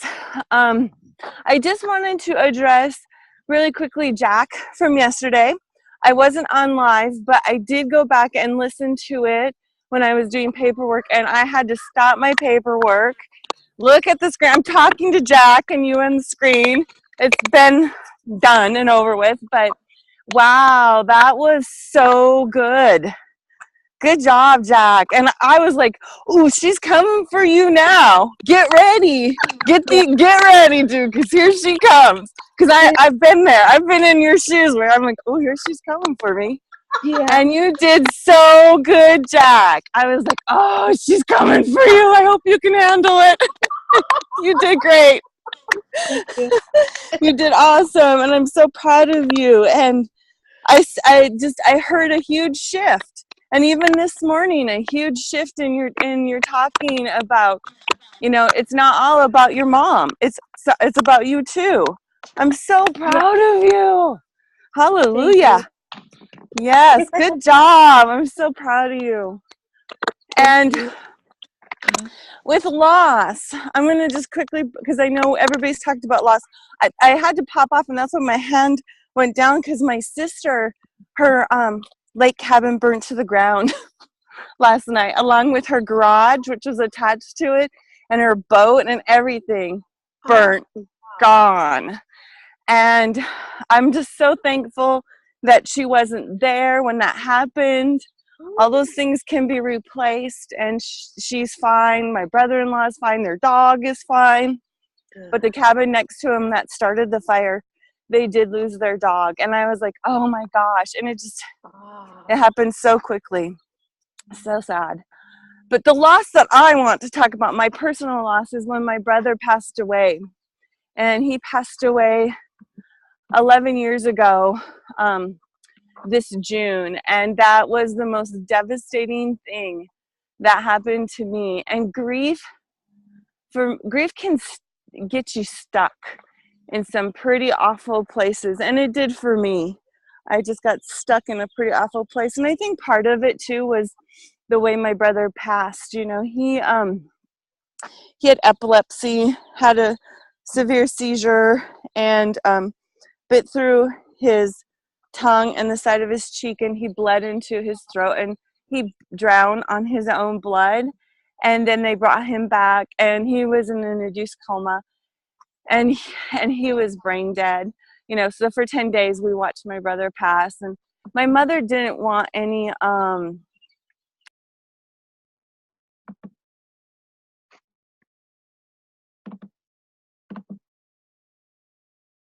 you're muting yourself. Sorry. And my mom didn't want any medical people in there when my brother passed. She just wanted family. So she asked me if I would lay my head on his chest where his heart was, just to listen for the last beat of his heart.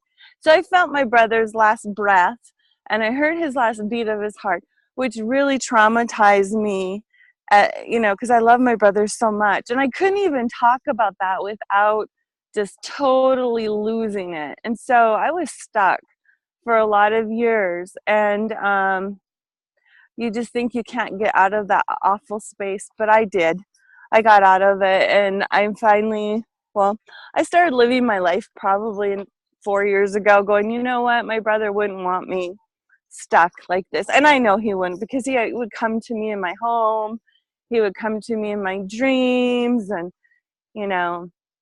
he would say to me in my dreams, I wish you would stop being so sad. You need to live. And I just couldn't.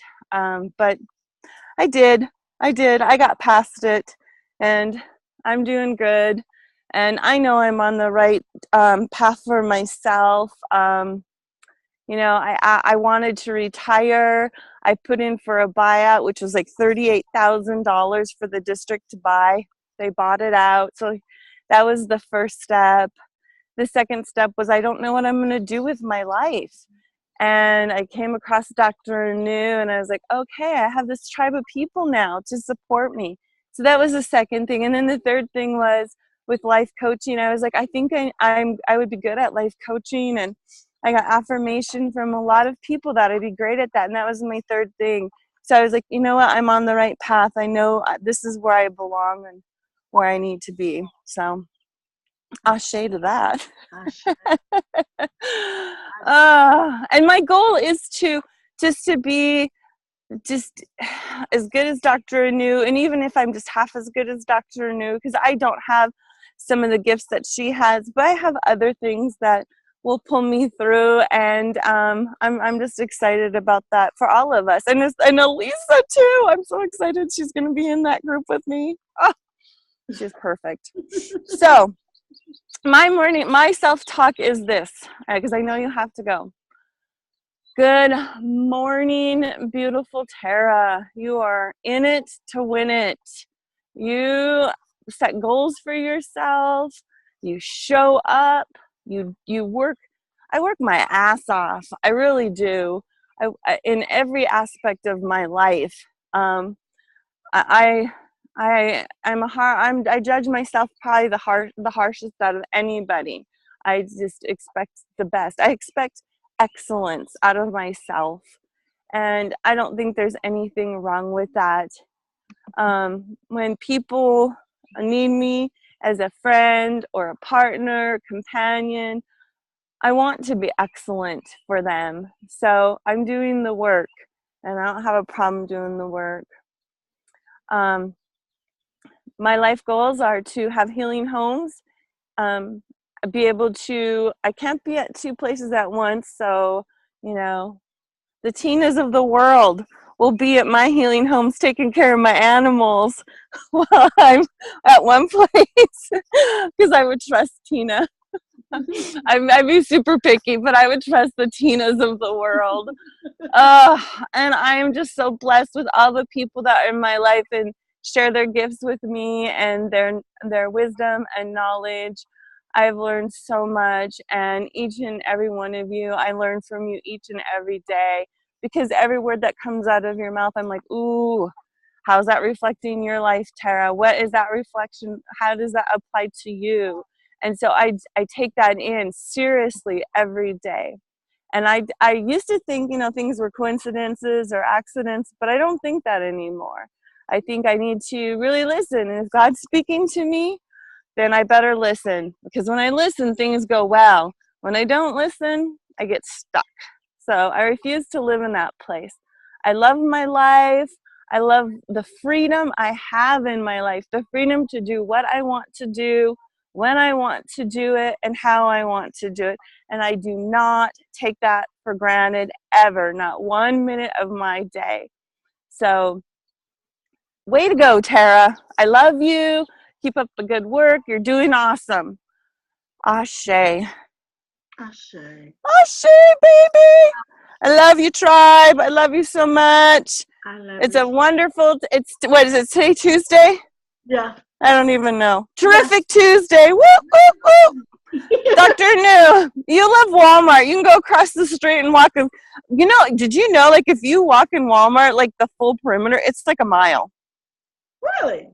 Yeah, I tested it out. It's a full mile. I know you know.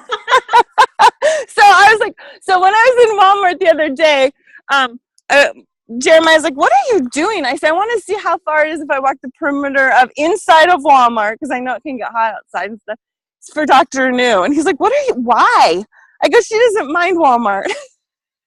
I know. I go, she could. Man, I freaking love you. He was cracking up. He's like, whoa, because he knows I hate Walmart. And I was like, no, this is for Dr. Anu. I have to see how far it is. It's a good mile. It's a little over a mile, our Walmart. And I was like, she could just go through, walk the perimeter of Walmart, and spread happiness and goodness in that place, because that place has such bad energy. It deserves some Dr. Anu's walking the perimeter, giving it good energy. And then you can get your walk in. I have been debating on whether I was going to say this while you were while you were here on the line. Let me see if I can get You can say it. Oh my God, it's so beautiful. Hold on. Hold on. I'm trying to see if I can get me a witness. Hold on. I got one right. Hold on. Okay. JT! I love JT too. We're getting done, me and JT. I got so much to say. It may spill over. But we only have Barb and Elisa left. So y'all stay with me. Thank you, ladies. Thank you for being patient. I appreciate it, Elisa and Barb. Yes. But you're my tribe. We got each other. Come here for 1 second. I'm just going to ask my son one question, and then I'm going to tell you what I want to tell you. You know, I've been here with you, so I haven't said a word. JT, right? Come down. Where did my father walk every day? Where did he go every day to do his walk? Walmart. Talk to people. It was crazy. Yeah, this crazy lady just said to your mom, you should walk Walmart. I did. I even said I walked it out to see how far it would be our Walmart, and our Walmart is like a mile, the perimeter of it. I'm like, I'm doing this for Dr. Anu. I said the exact same thing. You cannot make this crap up. He was like, I might as well walk in AC. You cannot make this up. And Tara has no gifts. Not the same gifts as Dr. Anu. But JT, you have to make sure your mom gets her butt over to Walmart and walks. Even if you have to drive her across the street to get her there. Take her, and I know you can do it quickly. Please, JT, get her to Walmart.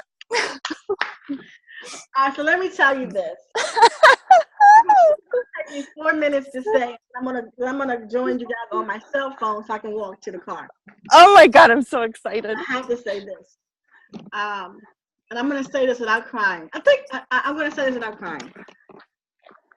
I will never, ever, ever forget the day that I heard Spirit say Tara was important to me. It was an important part of my life. And I honored the space when I heard it because I felt it even within myself. I'm going to share at least one of the reasons. There's so many, but there's one reason that she's so important to me. I have a program inside of me still where it brings people in my space. One of those people are even here today, right now. Or at least was here today. I don't know. I haven't looked to see if they're still here, but they were here. I have a tendency to always have at least one person who comes around and they don't want me to be successful. They don't want it. And it is because of that program that is inside of me that I'm still working on, which is my own inside. So that person is nothing but a reflection of me, because as within, so without. So I share with you guys that money was always surrounded by everything other than spirituality. So I'm learning how to create money inside of spirituality, or wealth inside of spirituality. But spirituality is my most sacred space. It's the place I will never give up. If I have money or I don't, I'll be here in spirituality. So one of the reasons Tara is so important to me, why she's here for me, is to remind me that I am important in spirituality and that I'm good at what I do and I should be paid accordingly, which is an issue that I have inside myself. So she's here to correct that space. And only she can do it, because if you ever pay attention to Tara, She gives me exactly what I need in that space. Oh, oh, I love you. Oh. To know that I am good. Like earlier, she said I want to be like Dr. New, and I know in my heart that she already is. So only she can tell me that, and only I can say to her that she already is. So we will feed each other in that space. But even though she knows how great I am, and she has to tell me that, she never leaves the tribe out, which is another thing that I have, is that I want to be great, and I want to be great beside other people who are great. And she always brings the tribe into every word that she speaks. She is the most amazing gift to me. And I love her from my soul. Oh, I love you too. And then she has to wrap it up with my dad. He wants you to be healthy and be able to move and be able to get where you need to go and skip and be able to just do the things that you want to do. And I need you on this planet. So if I have to walk through the depths of Walmart and clock it out so that you will go and walk, because eating is good, eating healthy is good, but moving your body is good too. You got to keep everything moving, and I need you in my life, and so I can't let anything happen to you. I will fly out there and drive you to Walmart myself, lady. That's how much I love you. I was trying to call Angel. She came in. That's what I was trying to call as my witness. I knew that. I was going to ask her, Angel, will you just unmute yourself and tell everybody where my dad walks? Where my dad walks? Where did my dad used to go every day and walk? Walmart. Tara just said, I went to Walmart to do the perimeter, and I found out it's a mile, so you can walk Walmart. Only my dad. He walks every single day at Walmart. And there's power in that, because you knew it took a lot for me to go to Walmart and walk the perimeter. Because even Jeremiah was like, are you crazy? I'm like, no, I'm doing this for Dr. Anu, because I know she likes Walmart. I will go to the depths of hell for Dr. Anu. I will go ugly places for her. I should, yes. So I was telling Tara that, Angel, real quick, if you're still here. I was telling Tara how, let me see if Angel's still, okay, I was telling Tara how important she was to me, because Angel knows this, and she knows who the person is, because she's my best friend. Yeah. I was telling Tara that there are some people who show up to kind of give me a reminder that no, you're not. So, and I'll divert. I'll take it over here, so that I'll create diversions and all that. Because no, you're not good. You know what I mean? And I was telling Tara how she is one of those ones, and I've told Angel this, that she is the person who comes in and gives me my pat on the back, and also includes the tribe, and why it's so important for her to be here, because she's the fulfillment of me, my desires of wanting to be great and sitting amongst greatness. Because sometimes when you are great and you sit with people and they don't know how great they are, they will try to bring you all the way down to where they are, as opposed to rising to their own specific greatness. And my desire is for all of us to stand in greatness. And Tara, if you pay attention to her words, is a direct reflection of that.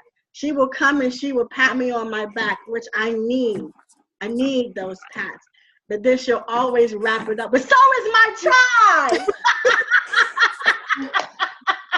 So it's like the best balance. She is the epitome of what my soul wants in this place. And so I was just telling her that. And I roll easy with money too. I don't have, and that's another thing, is that's a reflection of you and I together, because I like money. I love money. Money is essential here on this planet. It is, and we need it. And we're going to need it for the amazing things that we're going to create. We need money, and lots of it, and it's coming. Yes. We're going to make that happen. Yes. And one thing I want to say about Tondi too, and I don't know if she's here, but I was listening yesterday to your talk with Tondi, which was so, so good. And I was like, girl, you don't even realize you are a queen from another galaxy. And because she's a queen from another galaxy, and she's chosen this experience on Earth, when she does like, I want this done, I want it done now, and this is how it's going to be, when things don't go that way for her, she's just not used to it. Right. Because the queen in her, where I just know, like, from wherever she came from, she's like royalty, a queen, and she's used to, this is how it's going to be done. I want it done this way, and I want it done now. And I don't know what's wrong with you people, because I said it, and I meant it, and I want it done right this second. And I was like, girl, it's because you're not on your home galaxy. You're not on your home planet, wherever that is. Welcome to Earth. That's all I can say about that. Because I was listening to that yesterday. I go, oh yeah. But that doesn't mean that she won't be a queen here too. She just got to work through the process here. But she chose that. She chose that for a reason. Whether that be, she's going back to her own galaxy, her own planet, whatever, so that she can relate better to her subjects, her people. I don't know. But she's amazing that way, Tondi.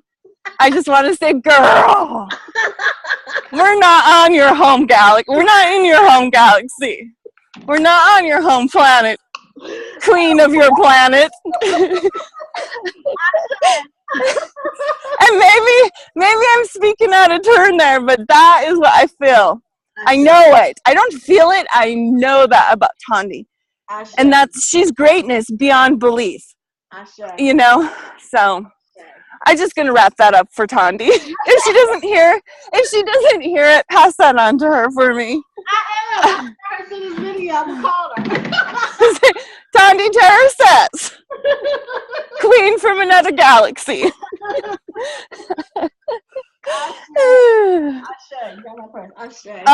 I freaking love you. I adore you. I adore my tribe. I see you. I see the best in you. All of you. Wendy, my partner. I don't know if Minerva's here today. There's my Wendy waving it out. Whoop, whoop, whoop, Wendy. I love you, lady. Oh, she's awesome. I love you, Tara. I love you. And I am blessed. I am blessed to know each and every one of you. And if you say, why am I important? Or am I important to somebody? The answer is yes. You are important to me, all of you.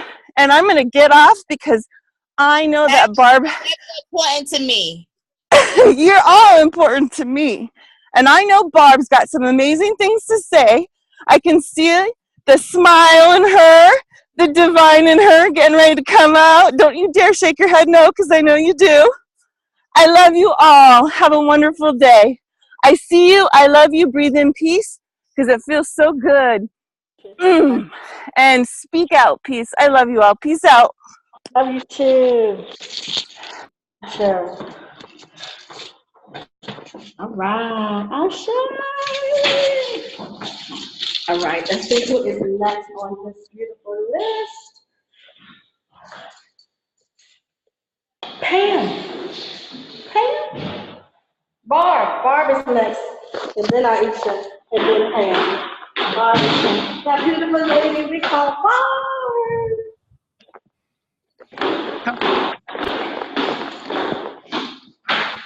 Hi. Where is she? There you go. Hi, beautiful. Hi. How are you? I'm well. I sure hate to follow Tara though, especially when I never get up here. It's like, whoa. What are you talking about? You're my conqueror. We're gonna conquer this sickness, honey. We're gonna conquer this sickness together. Darn right we are. That's all right. I know we're way over the time, but I was hoping somebody would say something about with the loss topic. I had the loss, but I'm having a hard time with the loss of people that are still on the planet. Like I lost my. I love that. Yeah. I love that. I love that. Yeah, like my mom and my brother died, and that was awful. Well, my mom, I mean, we all know we're going to lose our mom, but like Tara, we don't know we're going to lose our sibling. But I'm finding it hard losing the sibling of my sister still on the earth. I'm sure. Had anything about that? Like I find that a harder loss than the death, and that's weird. I say. Makes sense to me. Because that's a loss you can see every day. Yes. I get it. Yeah. So how do we deal with that? And that becomes the question. How do we deal with that?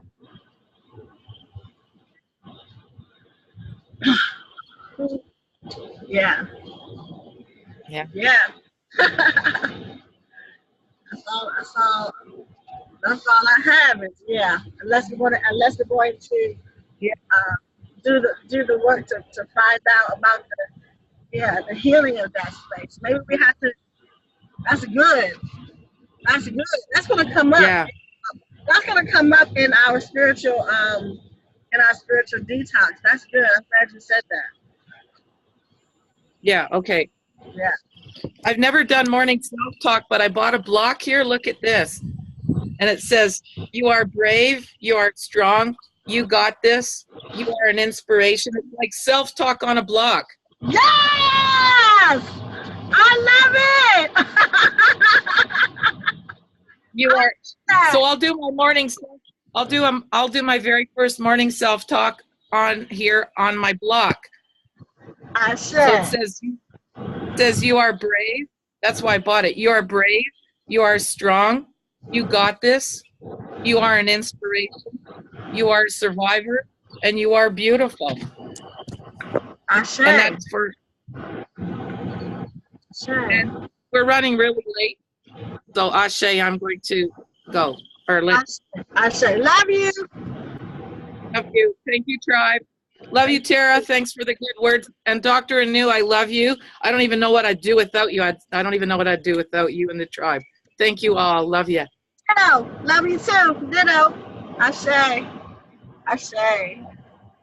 Right. So we have Aisha and then Pam, and then we're going to end our morning self-talk. Hey, y'all. How y'all doing today? My morning self-talk is always about the same thing. But like Tina said about the passing, I miss my mom. And when Mother's Day was here, I was feeling so depressed. Because I wish my mom and my grandmother was here with me for Mother's Day. So that was my morning self-talk. And Ashe. Ashe.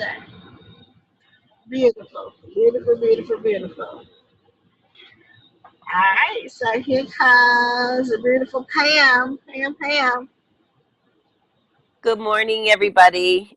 I'm just amazed at the topic that you had today, and everybody's conversations that you had with them or otherwise. I mean, of course, short of Tara's wonderful, the explanation of how she affects you and everything. That's awesome. I'm really always amazed to see her sad at all because she's so awesome. And I just feel like I've been affected today by everybody and in a good way, and I really appreciate that. And Barb, I feel the same way as you as far as the siblings and other family as after losing my parents. And it's hard. I don't know that it's going to change, but I just have to get past that in my mind. Mother's Day was hard. I'm not feeling great right now, but took the day off and I'm going to rest and take care of me. And I'm really encouraged to get at what's important for me first today. So that's what I'm going to work on. That's my self-talk.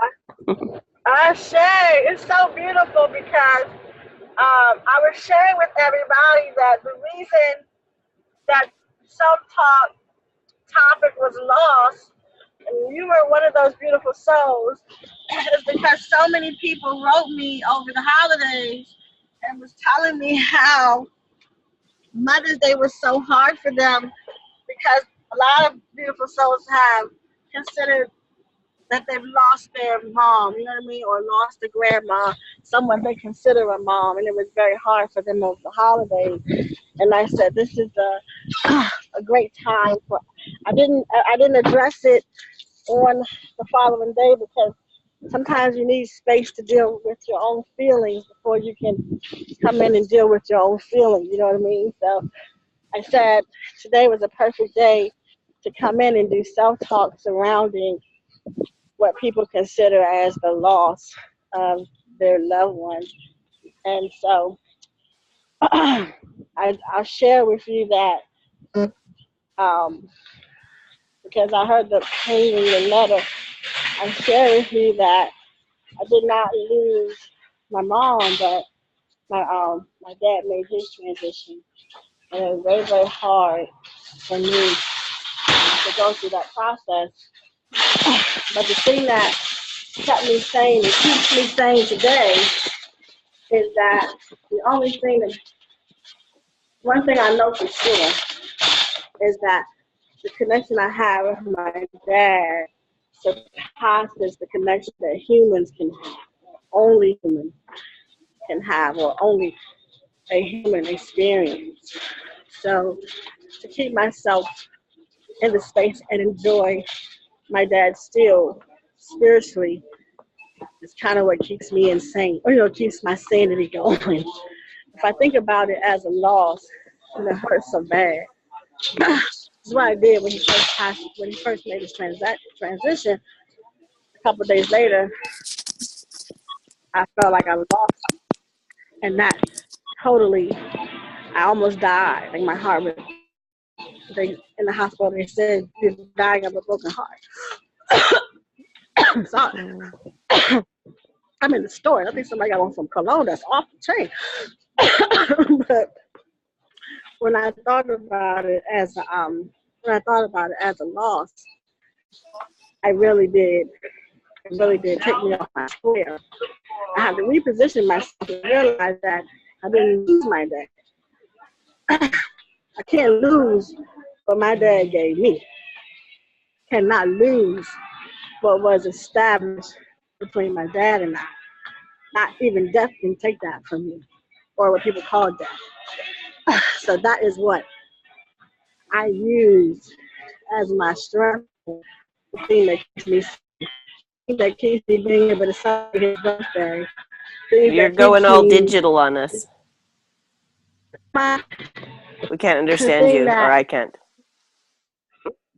Okay. The thing that keeps me sane, or the thing that keeps me being able to celebrate, because I celebrate my dad's birthday, I celebrate Christmas, I celebrate Thanksgiving. I'm gonna celebrate Father's Day. You know, all those things that people celebrate. I don't not celebrate. You know what I mean? And when it comes time to celebrate it, I don't be sad about it. I actually sit in that moment and rejoice that I had that moment in time with him.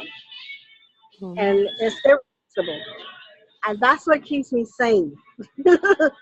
That's what keeps me sane. So my choices are to be sad, which is what I did when he first left, to the point that I almost died. I really had a broken heart, or to live in the beautiful fact that I was living with an angel. So I said, I'm living with an angel. And that's what helps keep my sanity.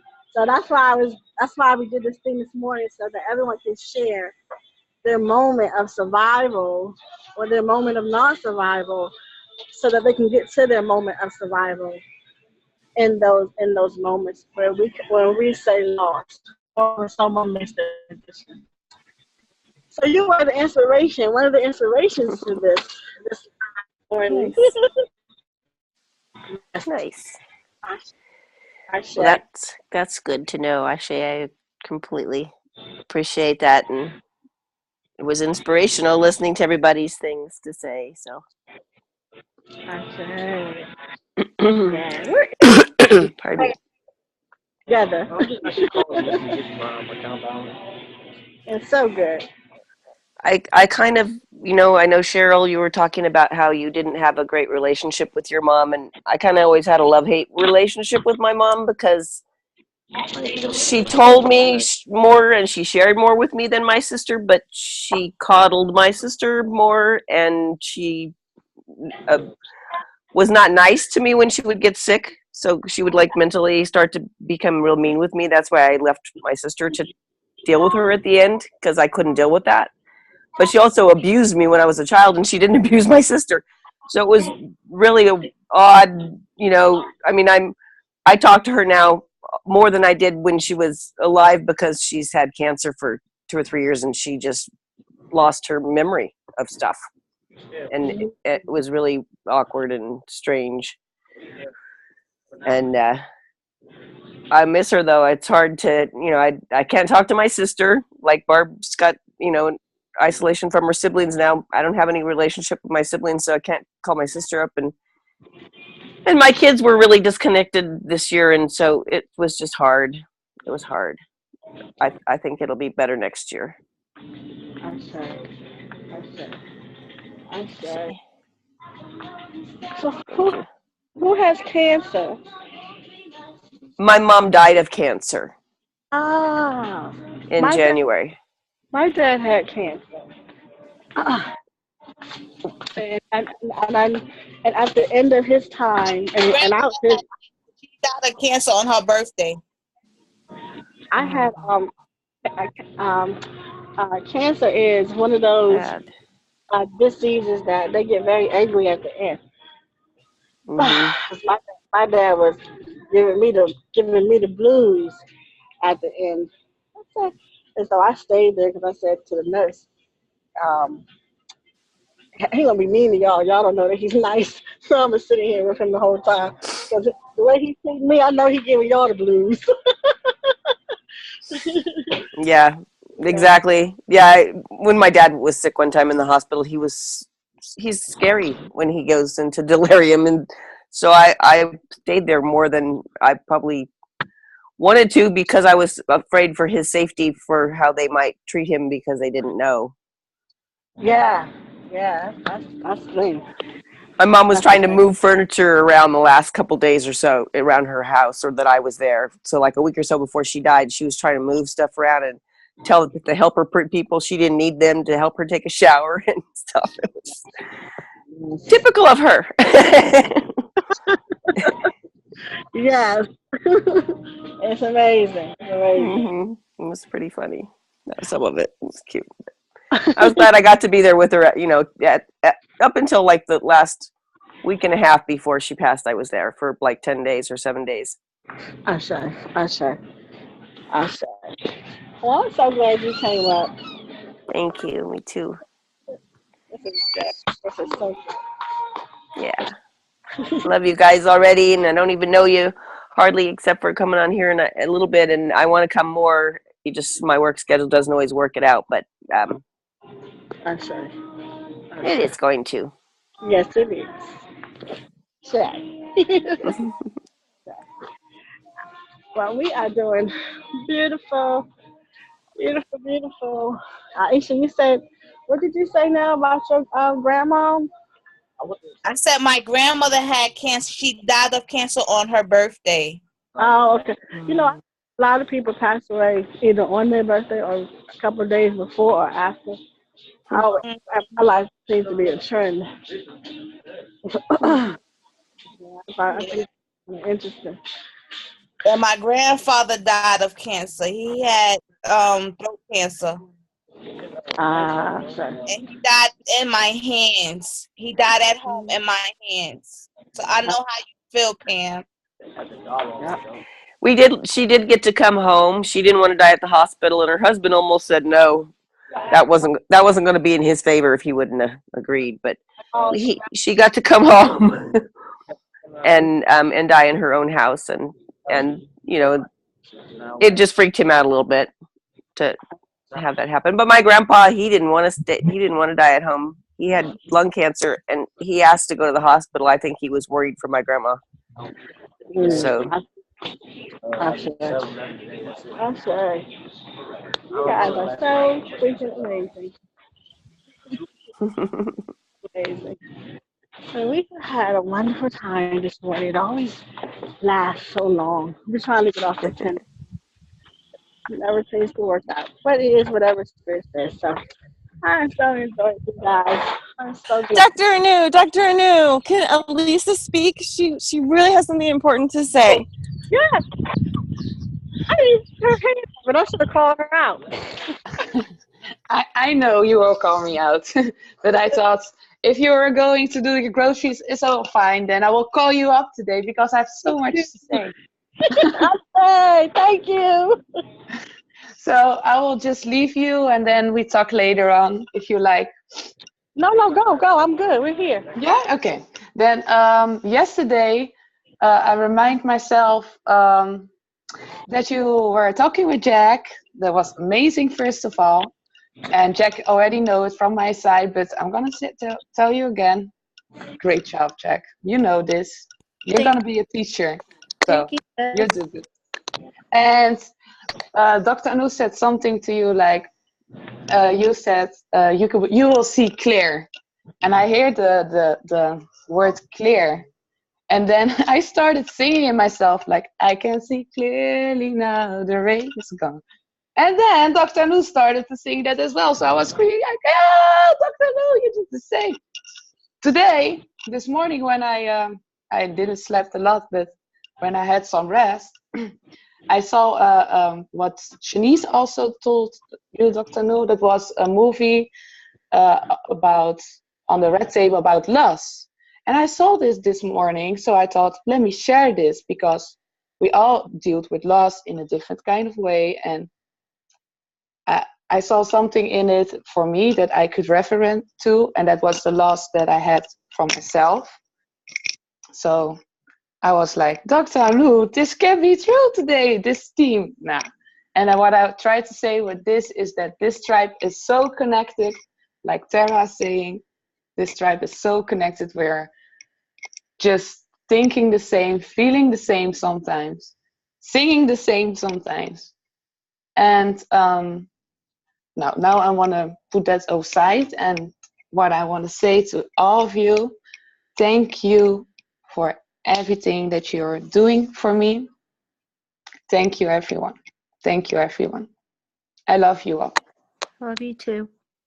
All right, thank you. I never have to come back and watch it because you guys, my phone went out. I lost my signal. It was so good. You said, I love you. I'm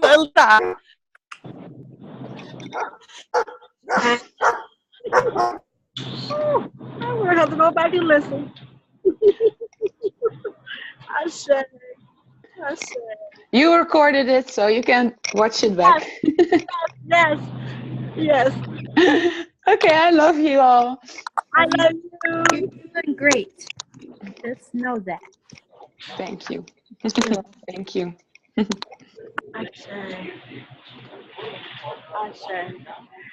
All right, guys. We have done so wonderful. So today around 2 o'clock, we're going to finish up all the hearings from all those beautiful donations. Mary, I don't know if Mary's on here. I saw her picture, but I didn't see her face.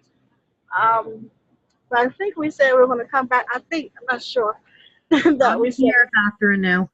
Okay, are we coming on today at 2 to finish it up, or what did we say?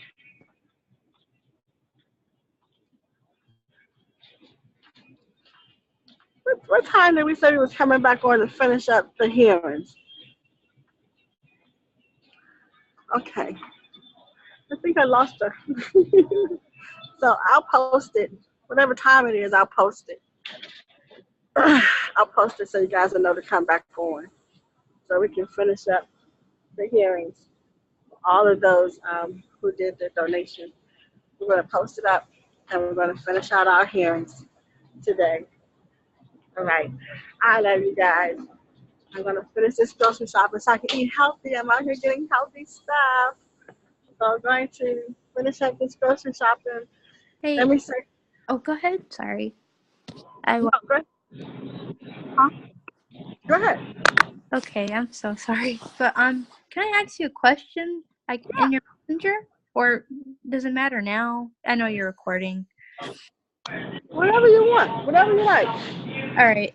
So since the new moon's today, and I want to make a wish, many wishes, and it's gonna last for the next 7 years of my life. That's what it said in the article. Like concerning like hormones with transitioning with physically, like gender I want to look like. Am I gonna get the hormones, or am I gonna just not get the hormones, and if I'm gonna get surgery for the breasts to be removed? Because I'm thinking of that, and I don't want to make the wrong wish. So. What? Yeah. That's beautiful. Look how beautiful that is. If it were me, hold on. I'm looking for a red potato in a bag. I can't find it. Red potato. If it were me, and I was making a wish, and I was in your situation, I would wish that all of my thoughts, all of my words were in perfect alignment with what I came to this earth to do. Okay. That is to be a woman, or whether that is to be a man, whatever it is that I have decided to be before I got here. And what is my life purpose? Every thought, every wish, every movement that I make is in line with acquiring that. And even if I get in the way and I decide to say I want this, and it's really not what I came to do, and I want to get out of my own way and have what I'm supposed to have in this place. Okay. That's even better than a yes or no answer. So thank you. Ashe. Thank you so much. Ashe. Huh? Happy shopping. Thank you. You're welcome. Thank you. All right, I'm gonna unmute everybody. I'm gonna. Dr. No, it's Mary. I'm sorry. I got pushed off. My phone died, and I got it on charge now. I'm so sorry. Oh, it's okay. What was we saying? Okay, I think I'm good. I was saying about on today. You just set a time. You set a time, and I'll be there. You want to say around 2 o'clock? Perfect. 2 o'clock is fine? Okay. 2 o'clock is fine. Okay, so we're going to come back on around 2 o'clock to finish out our hearings. And if anybody wants a hearing, you still can do it. Just go to the PayPal link. I'll post it later. and donate. We're doing one question for every $10. One question for every $10, and that's what we're doing at 2:00. Let me say this. I love you. Hi, Tina. I love you. Hi, Wendy. I love you. I didn't get a chance to hear their voice. Hi, Claire. I love you. I freaking love you too, Lisa. Hi, my beautiful Paula. I love you. And Michelle. I don't know Michelle. I don't see. Who is Michelle? Michelle, I see your name, but I don't know who you are. Whoever you are, hello. I'm glad you're here. Follow the instructions. All right, so I will see you guys at 2:00 today. I'm gonna unmute everybody so we can all say our goodbyes. I love you all. Love you. Hi, everyone. Have a good day. I will. Love everyone. Bye, everybody. Thanks for sharing. Love you. Let's raise lots of money for Elisa today. Yeah. Lots of money for Elisa. Oh my God. I'm already so happy with everything that is already raised in and the opportunity that I get. It's unbelievable, really. Unbelievable. Blessing.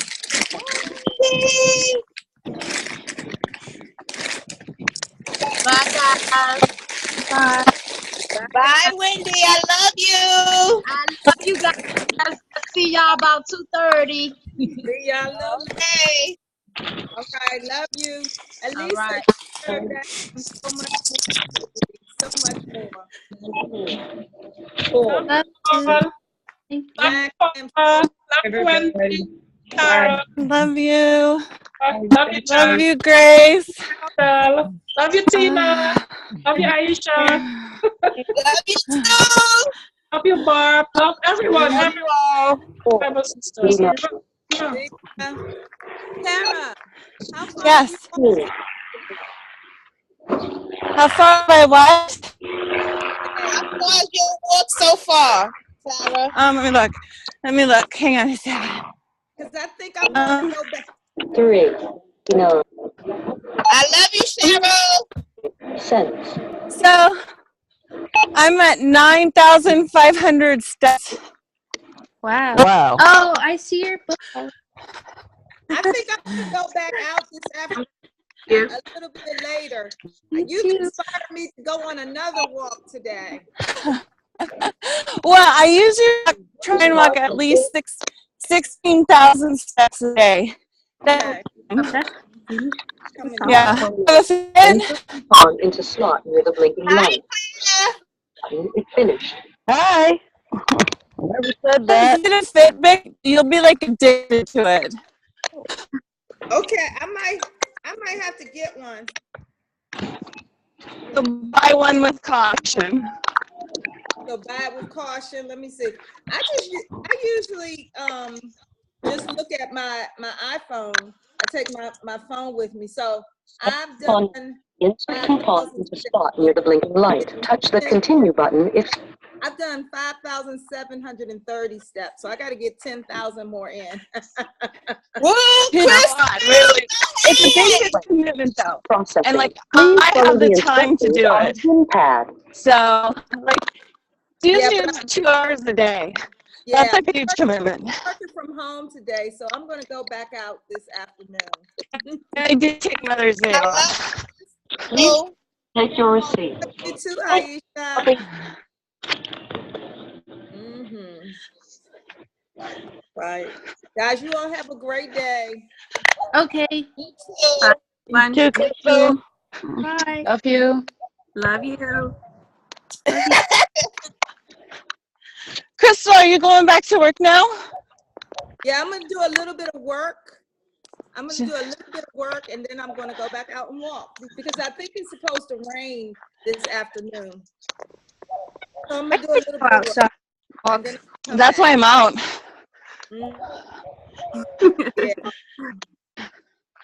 Yeah. Jack, I'll have to tell you, I sent a message to Dr. Anu yesterday. That's why I got so full when you came up, because I'm gonna read what I said.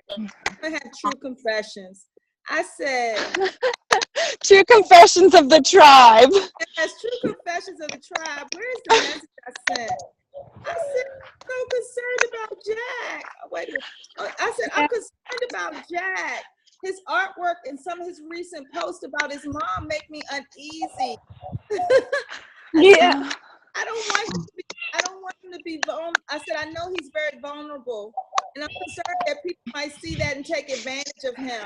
But no, sir. You taking it back, Jack. You taking your own life back. You taking control of it. Yeah, so happy for you. Yeah. I'm so happy for you, Jack.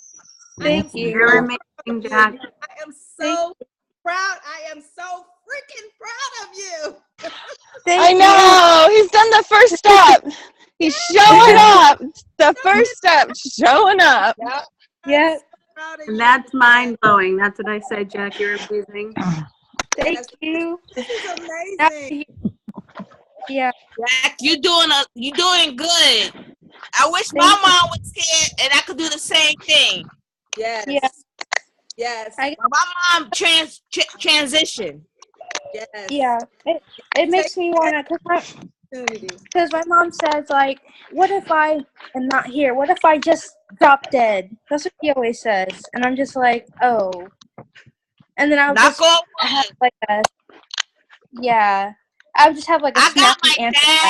I have my dad, but I don't have my mom.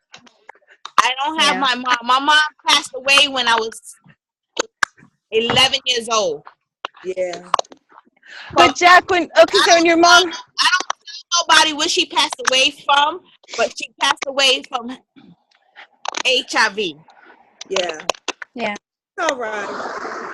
Her blood cells started going down at the age of 9 years old. Let me tell you, Jack, I used to take my mom to the hospital at the age of 9 years old and sign her in the hospital, and she used to sign herself out the hospital.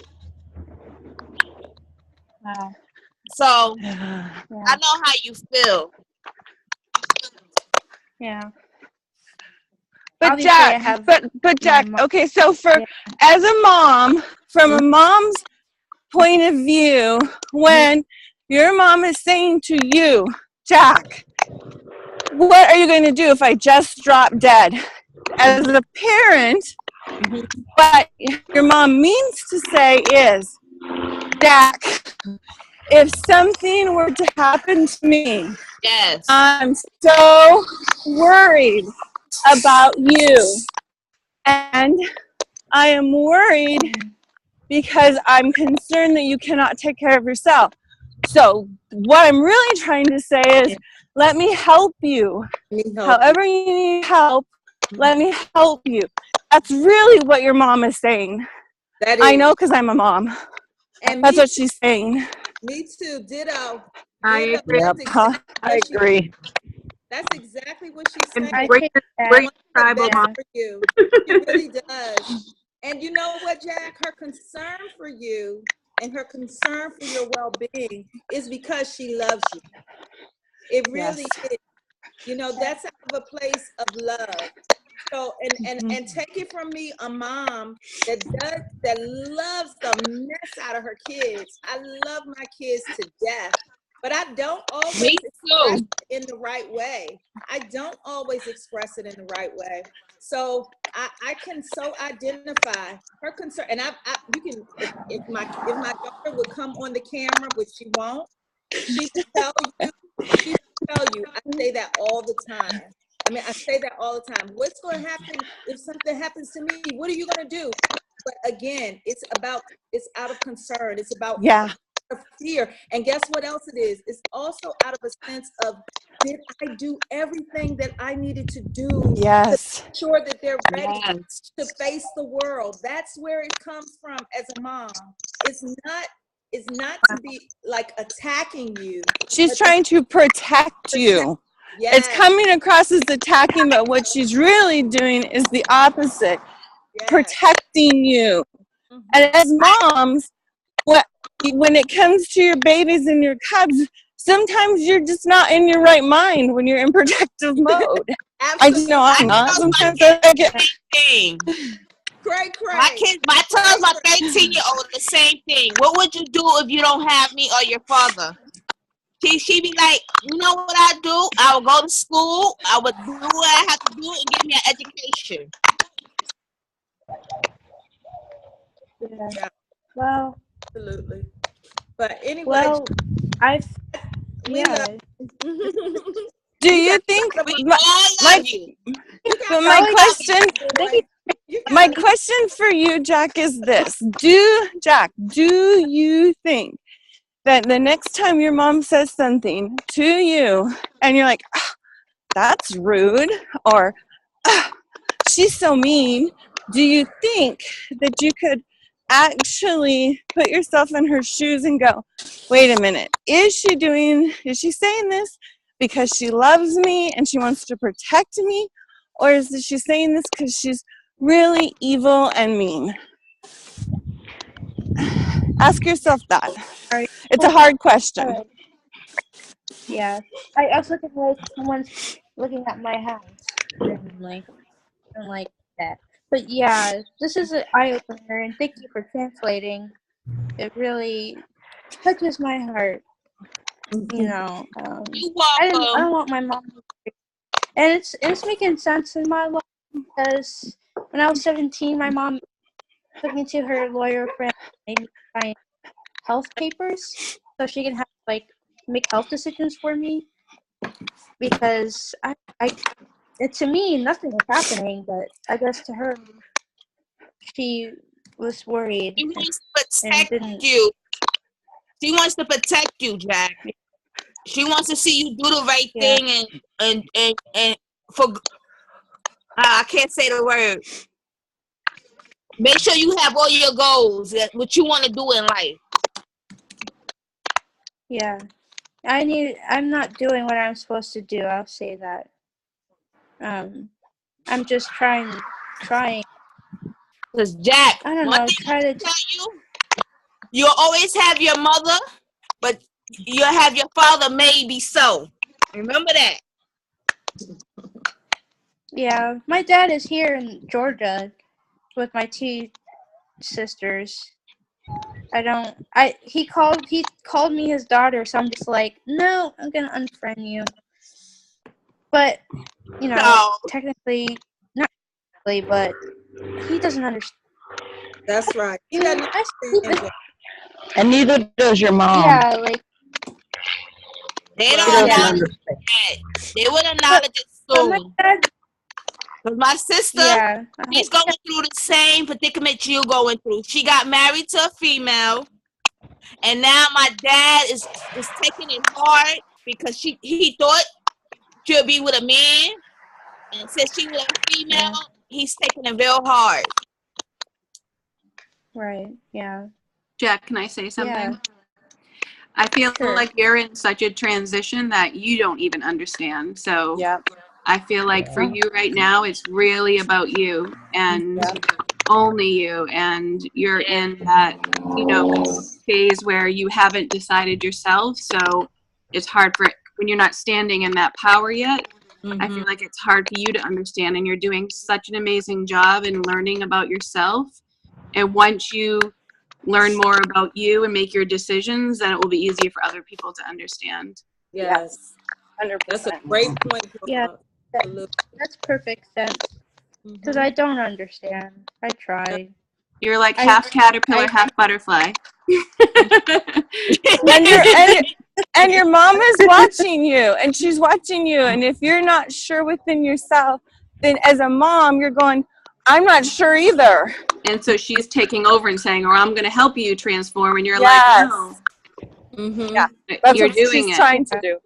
You're doing a great job. Yeah. And again, it's a protection. It's out of they want the very best for you.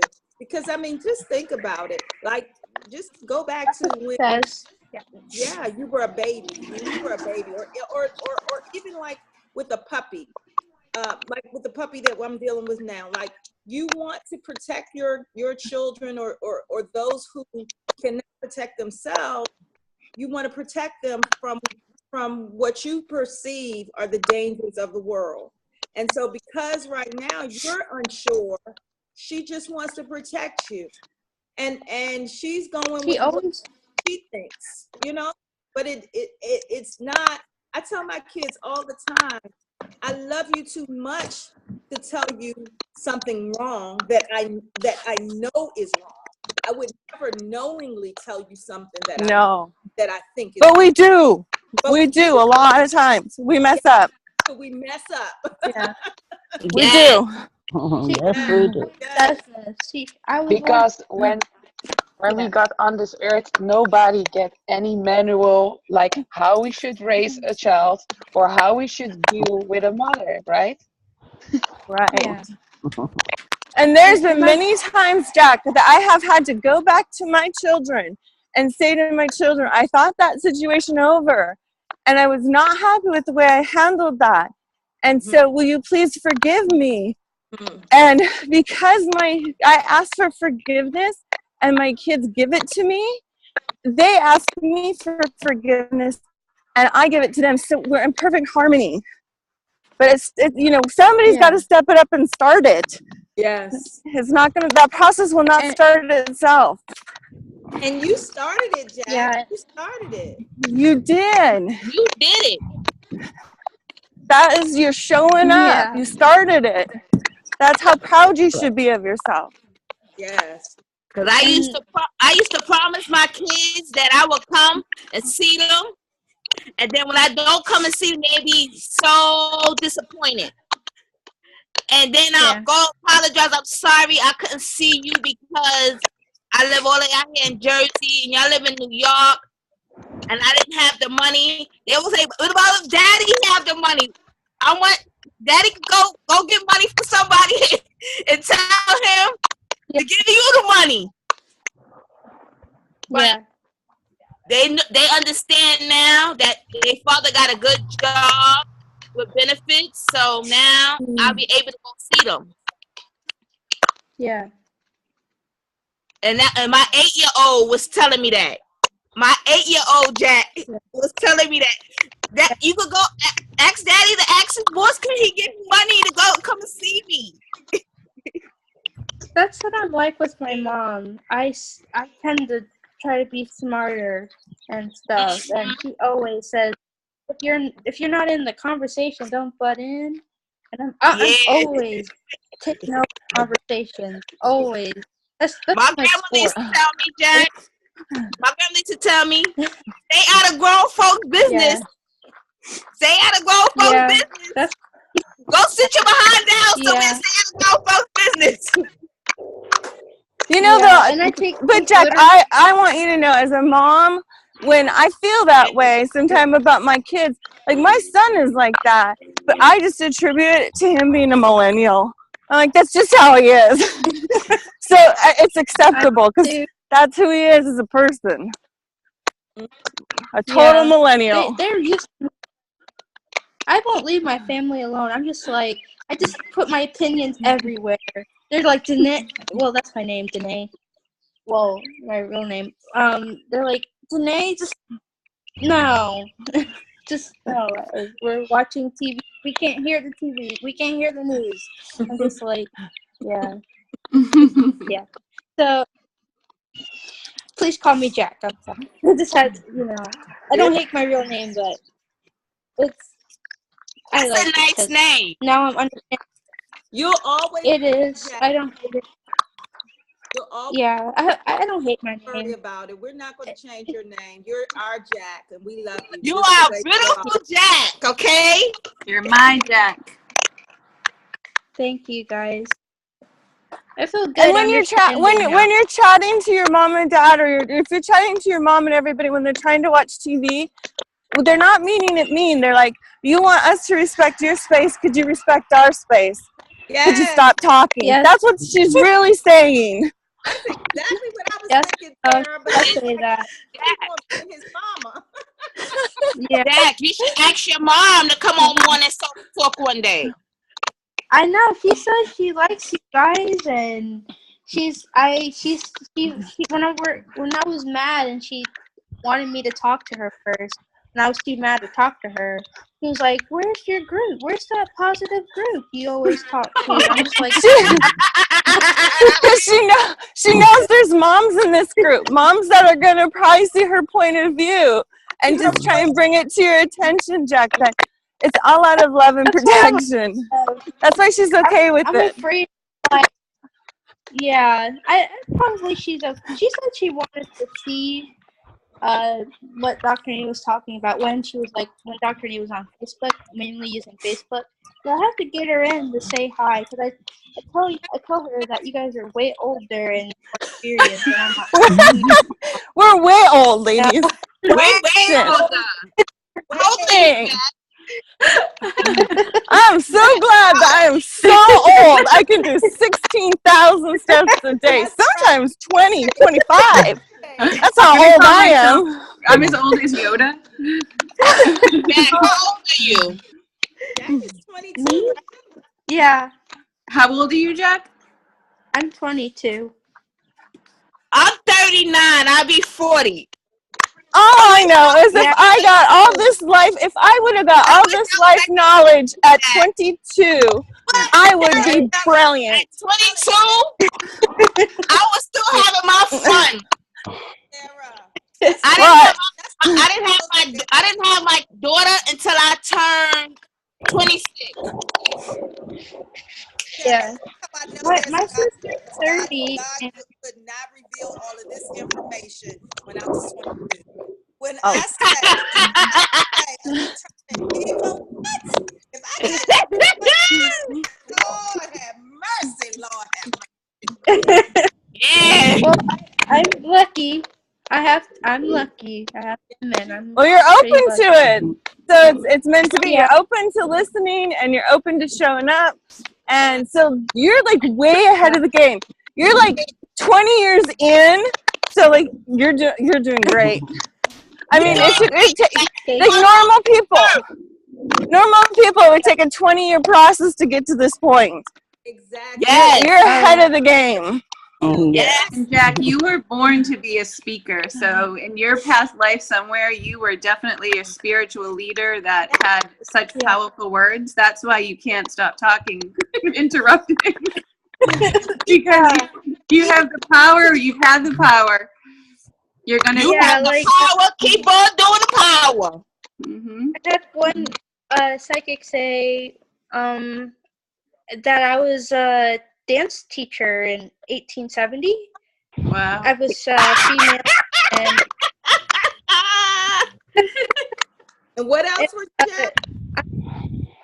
It was, You were what else? You were Huh? a dance teacher, and what else? I was a politician, sort of. Oh yeah. I was like, I could You're see like that. you're like you have the words of Obama. cool. You do. Yeah, like I stood up for like the community, and they came to me for advice. She said, and I got a job during the war, and she was impressed. I get psychics from California. Psychics, they're expensive, but I go.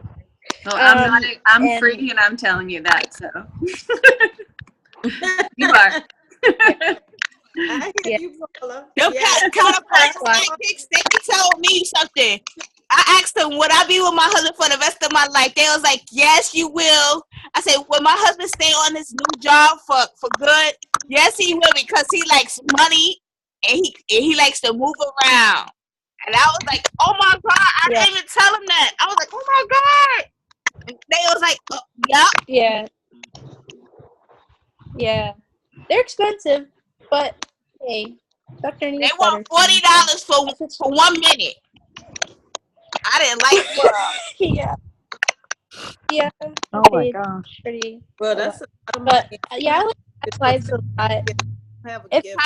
What'd you say, Crystal? I said that's a lot of money, man. I said I don't think I have a gift like that. Yeah, they're good. They say what. But I go on some sidekicks that charge $1 a minute, like $10 a minute. I will go on them before I go on California Psychic. I'm not going on them no more. I'm gonna go to Dr. Anu. Charge so much. Yeah. I know Dr. Anu. She loves me. I love her. That's right. That's right. So, Dr. Anu is amazing. That's my sidekick right there. Dr. Anu is my sidekick. Do you know So why always she's be there? my 'Cause sidekick. she's teaching us how to be our own psychic. That's why. But I was thinking, Paula, Yeah. inside to listen to that voice. yeah, that God- true. Mm-hmm. If I need to trust myself to do it myself, and I just get confused. Oh, should I go to another psychic for confirmation, or No. friend? No. See, I spent Come to your tribe. Come to your tribe. Yeah, exactly. I'm gonna go. But I'm just want to annoy you guys with my presence sometimes. So I'm just like, No, okay, let me. you're not spend- Never. Jack. Never. Never. Yeah, thank you. Thanks. We Next love you. time I don't have to spend another dollar there. Please don't. That's good. All right. I'll save it and be responsible so my mom There doesn't you have to go. worry about me. Yep. There you go. You caught me on. Self-sufficient group. Yeah. A self-sufficient group. Yeah. That we need is here in the tribe. Yeah, everything. I agree. Yes. I'm gonna go now. Love you all. Have a Love great you guys. Have a Love great you day. too, Tina. Bye. Bye, everyone. Bye, Lisa. Bye, Claire. Sparkle, girl. I see that sparkle. I'm up there today. I'm staying up there in the vortex. It's all coming to me now. It's on its way. I'm done with all that woe is me crap. It's over with. Oh, I love you, Tina. Yeah. Keep your head up, Tina. I love you. I will. I love you all too. Have a great day. You Bye. too. My birthday. It's about to rain. Over. I enjoyed your conversations with the everything today. Hi, Like the mom Claire. Why are perspective. you on milk? Take yourself off of milk. Hello. Hello.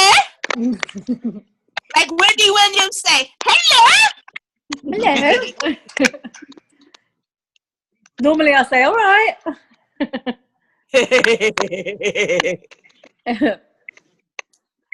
Yeah, so what the I'm healing so what was the happy for healing you, book? Alicia. Yeah. You heard me, Alicia? No, sorry. What did you I say? said, I'm so happy for you. Thank you. Good work. Yeah. Now I have to do I the would work. have made a donation, but my husband, he don't get paid until Thursday. Don't worry about it. I'm already so grateful for the tribe members around me. Please don't worry about it because I don't have the money at all. You know, I've already been at this place like, oh my gosh, I feel guilty to all those people, but I have to tell myself, no.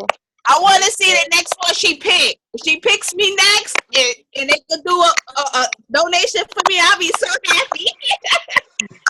Yeah. Because I think I could do it. I know I could do it. I believe I could do it. Too.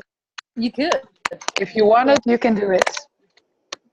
I believe I It's could do something it. what's in your soul, you can do it for sure, Isha. Well, not this week. The following, not this Friday. This coming. The following Friday, y'all gonna see my husband do his self-talk. I want him to do his self-talk because he got everything. He's holding everything inside Alicia, and I want him to bring it out. I don't want him to keep it inside. Yeah, So it's good that, to now, speak your words. how to speak his word to stop holding it inside. Yeah. Because sometimes that words is gonna rotten inside of you, you know. Sometimes we don't even know that it's there. Sometimes when he wanna come on here, Alicia. Sometimes when I'm doing my self talk, he wanna come on and say something, but he's scared. He said, I'm scared because it's all women in there and it's not. And I'm only one man. I said, babe, I said, honey, it's men in there too. It's not just women. It's men in the group too. I said to Rob this morning, I said to Rob this morning, you want to go on? And he's like, no. And he's like, it sounds like a bunch of people whining. No. What? He said, it sounds like a bunch of women whining. That's so sexist. My husband said same thing. He said, it sounds like a whole bunch of people whining. I said, no, it's not a whole bunch of people whining. There's a whole bunch of people that got stuff inside them and they talking about it. They're not keeping it inside. No, I asked my friend 10 times or I think 10 times to do morning self-talk, but because I know when he seen me crying that day. Yeah. I was like, oh, he's so sweet. He's always next to me, doing my job and seeing me transformate. So he has to grow with me. Yeah. Yep. But he's already doing his thing on his side, maybe on his own. I don't know. We all have our own way. Yes. I'm gonna eat something. Oh. What are you eating today? I have to confess, I ordered tacos. I mean, But tacos I can be couldn't healthy. say that because I'm so tired. And no, tacos is healthy too. And everything. I'm not gonna say tacos is healthy too. It's not junk food. I'm gonna show you. Just make sure there's some salad in there. Yeah, I already saw extra vegetables in it because the cheese they don't put fish much. Yesterday was salad on the side. Tonight I'm making spaghetti. In the meantime, is that a bad healthy food? That's healthy. Okay. My boyfriend was talking about Taco Bell. We don't know Taco Bell here. We have like Taco Mundo or something, but it's so bad. It is not even. I still need to eat it, but it is good. But we can make it better and healthier. If you make your own guacamole and everything, it's more nice than just I don't know. Yeah, Taco Bell's kind of gross. I never ate there, but I see a lot of YouTubers eat there religiously. And, yeah. Okay, I'm gonna try it. But it looks good. It looks good, but one moment. Yeah. It looks good. They try to look it good, but Oh, that Bring was me really some nice. over here. That looks good, Alicia. There's some corn in there and some paprika. I don't know. Wow. I don't know. It looks good. I'm gonna eat it. I wish I had something to eat. I don't know what my mom's cooking today. We had fried. I'm gonna get up and I'm gonna start cooking because it's 12:41. He'll be home at 4 o'clock, so I have to have the dinner ready before he come home. And you're not okay, Isha. What are you gonna cook? Spaghetti. Oh yeah, you already told me. Jack, you gonna learn to cook spaghetti as well? My husband, he's a cook. I know. He's a cook by I know how to because I guess I don't know. There's no meat. I don't eat spaghetti without meat sometimes, and it's a lot of work, and I'm lazy. You got to stop being lazy, Jack, and get up and you got to cook. Yeah, because if you eat, that's what mommy needs. If you don't get up and do what you got to do, then what you gonna do when she's not there? Who gonna cook for you then when she's not there, Jack? The Hello, fast food Jack. places. Huh? Yes, I know. I said the fast food places, but that's not. That's good. bad food. That is bad food. That's not good, healthy food. Yeah, I know. I have to do better. I'm showing a bad example right now. I'm Like showing a bad example right now. I'm gonna go. See you guys. Love you. Okay, bye everyone. I'm gonna eat.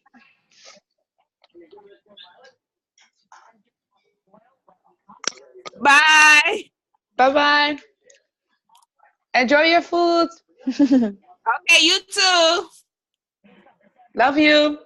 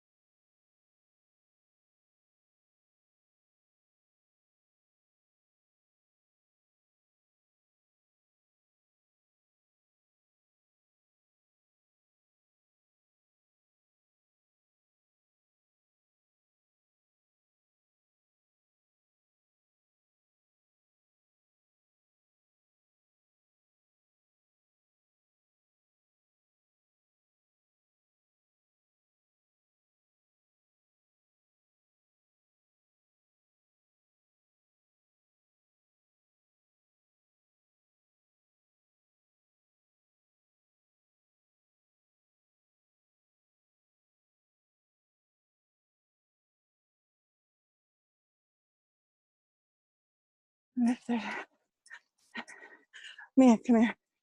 Mia, Mia.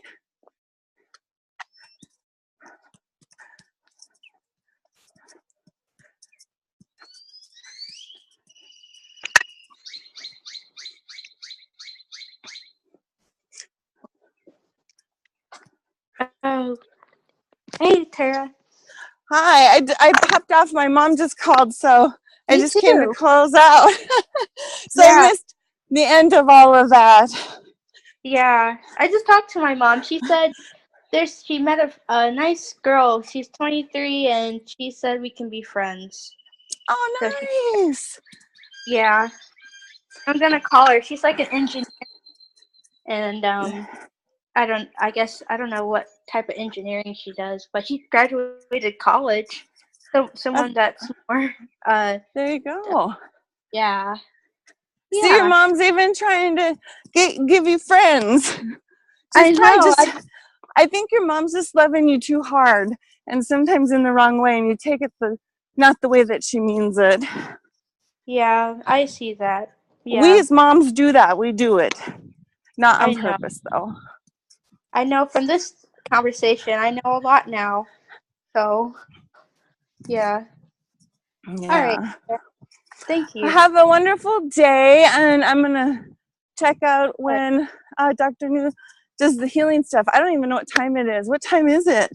It's over here in Georgia. It's 12:46.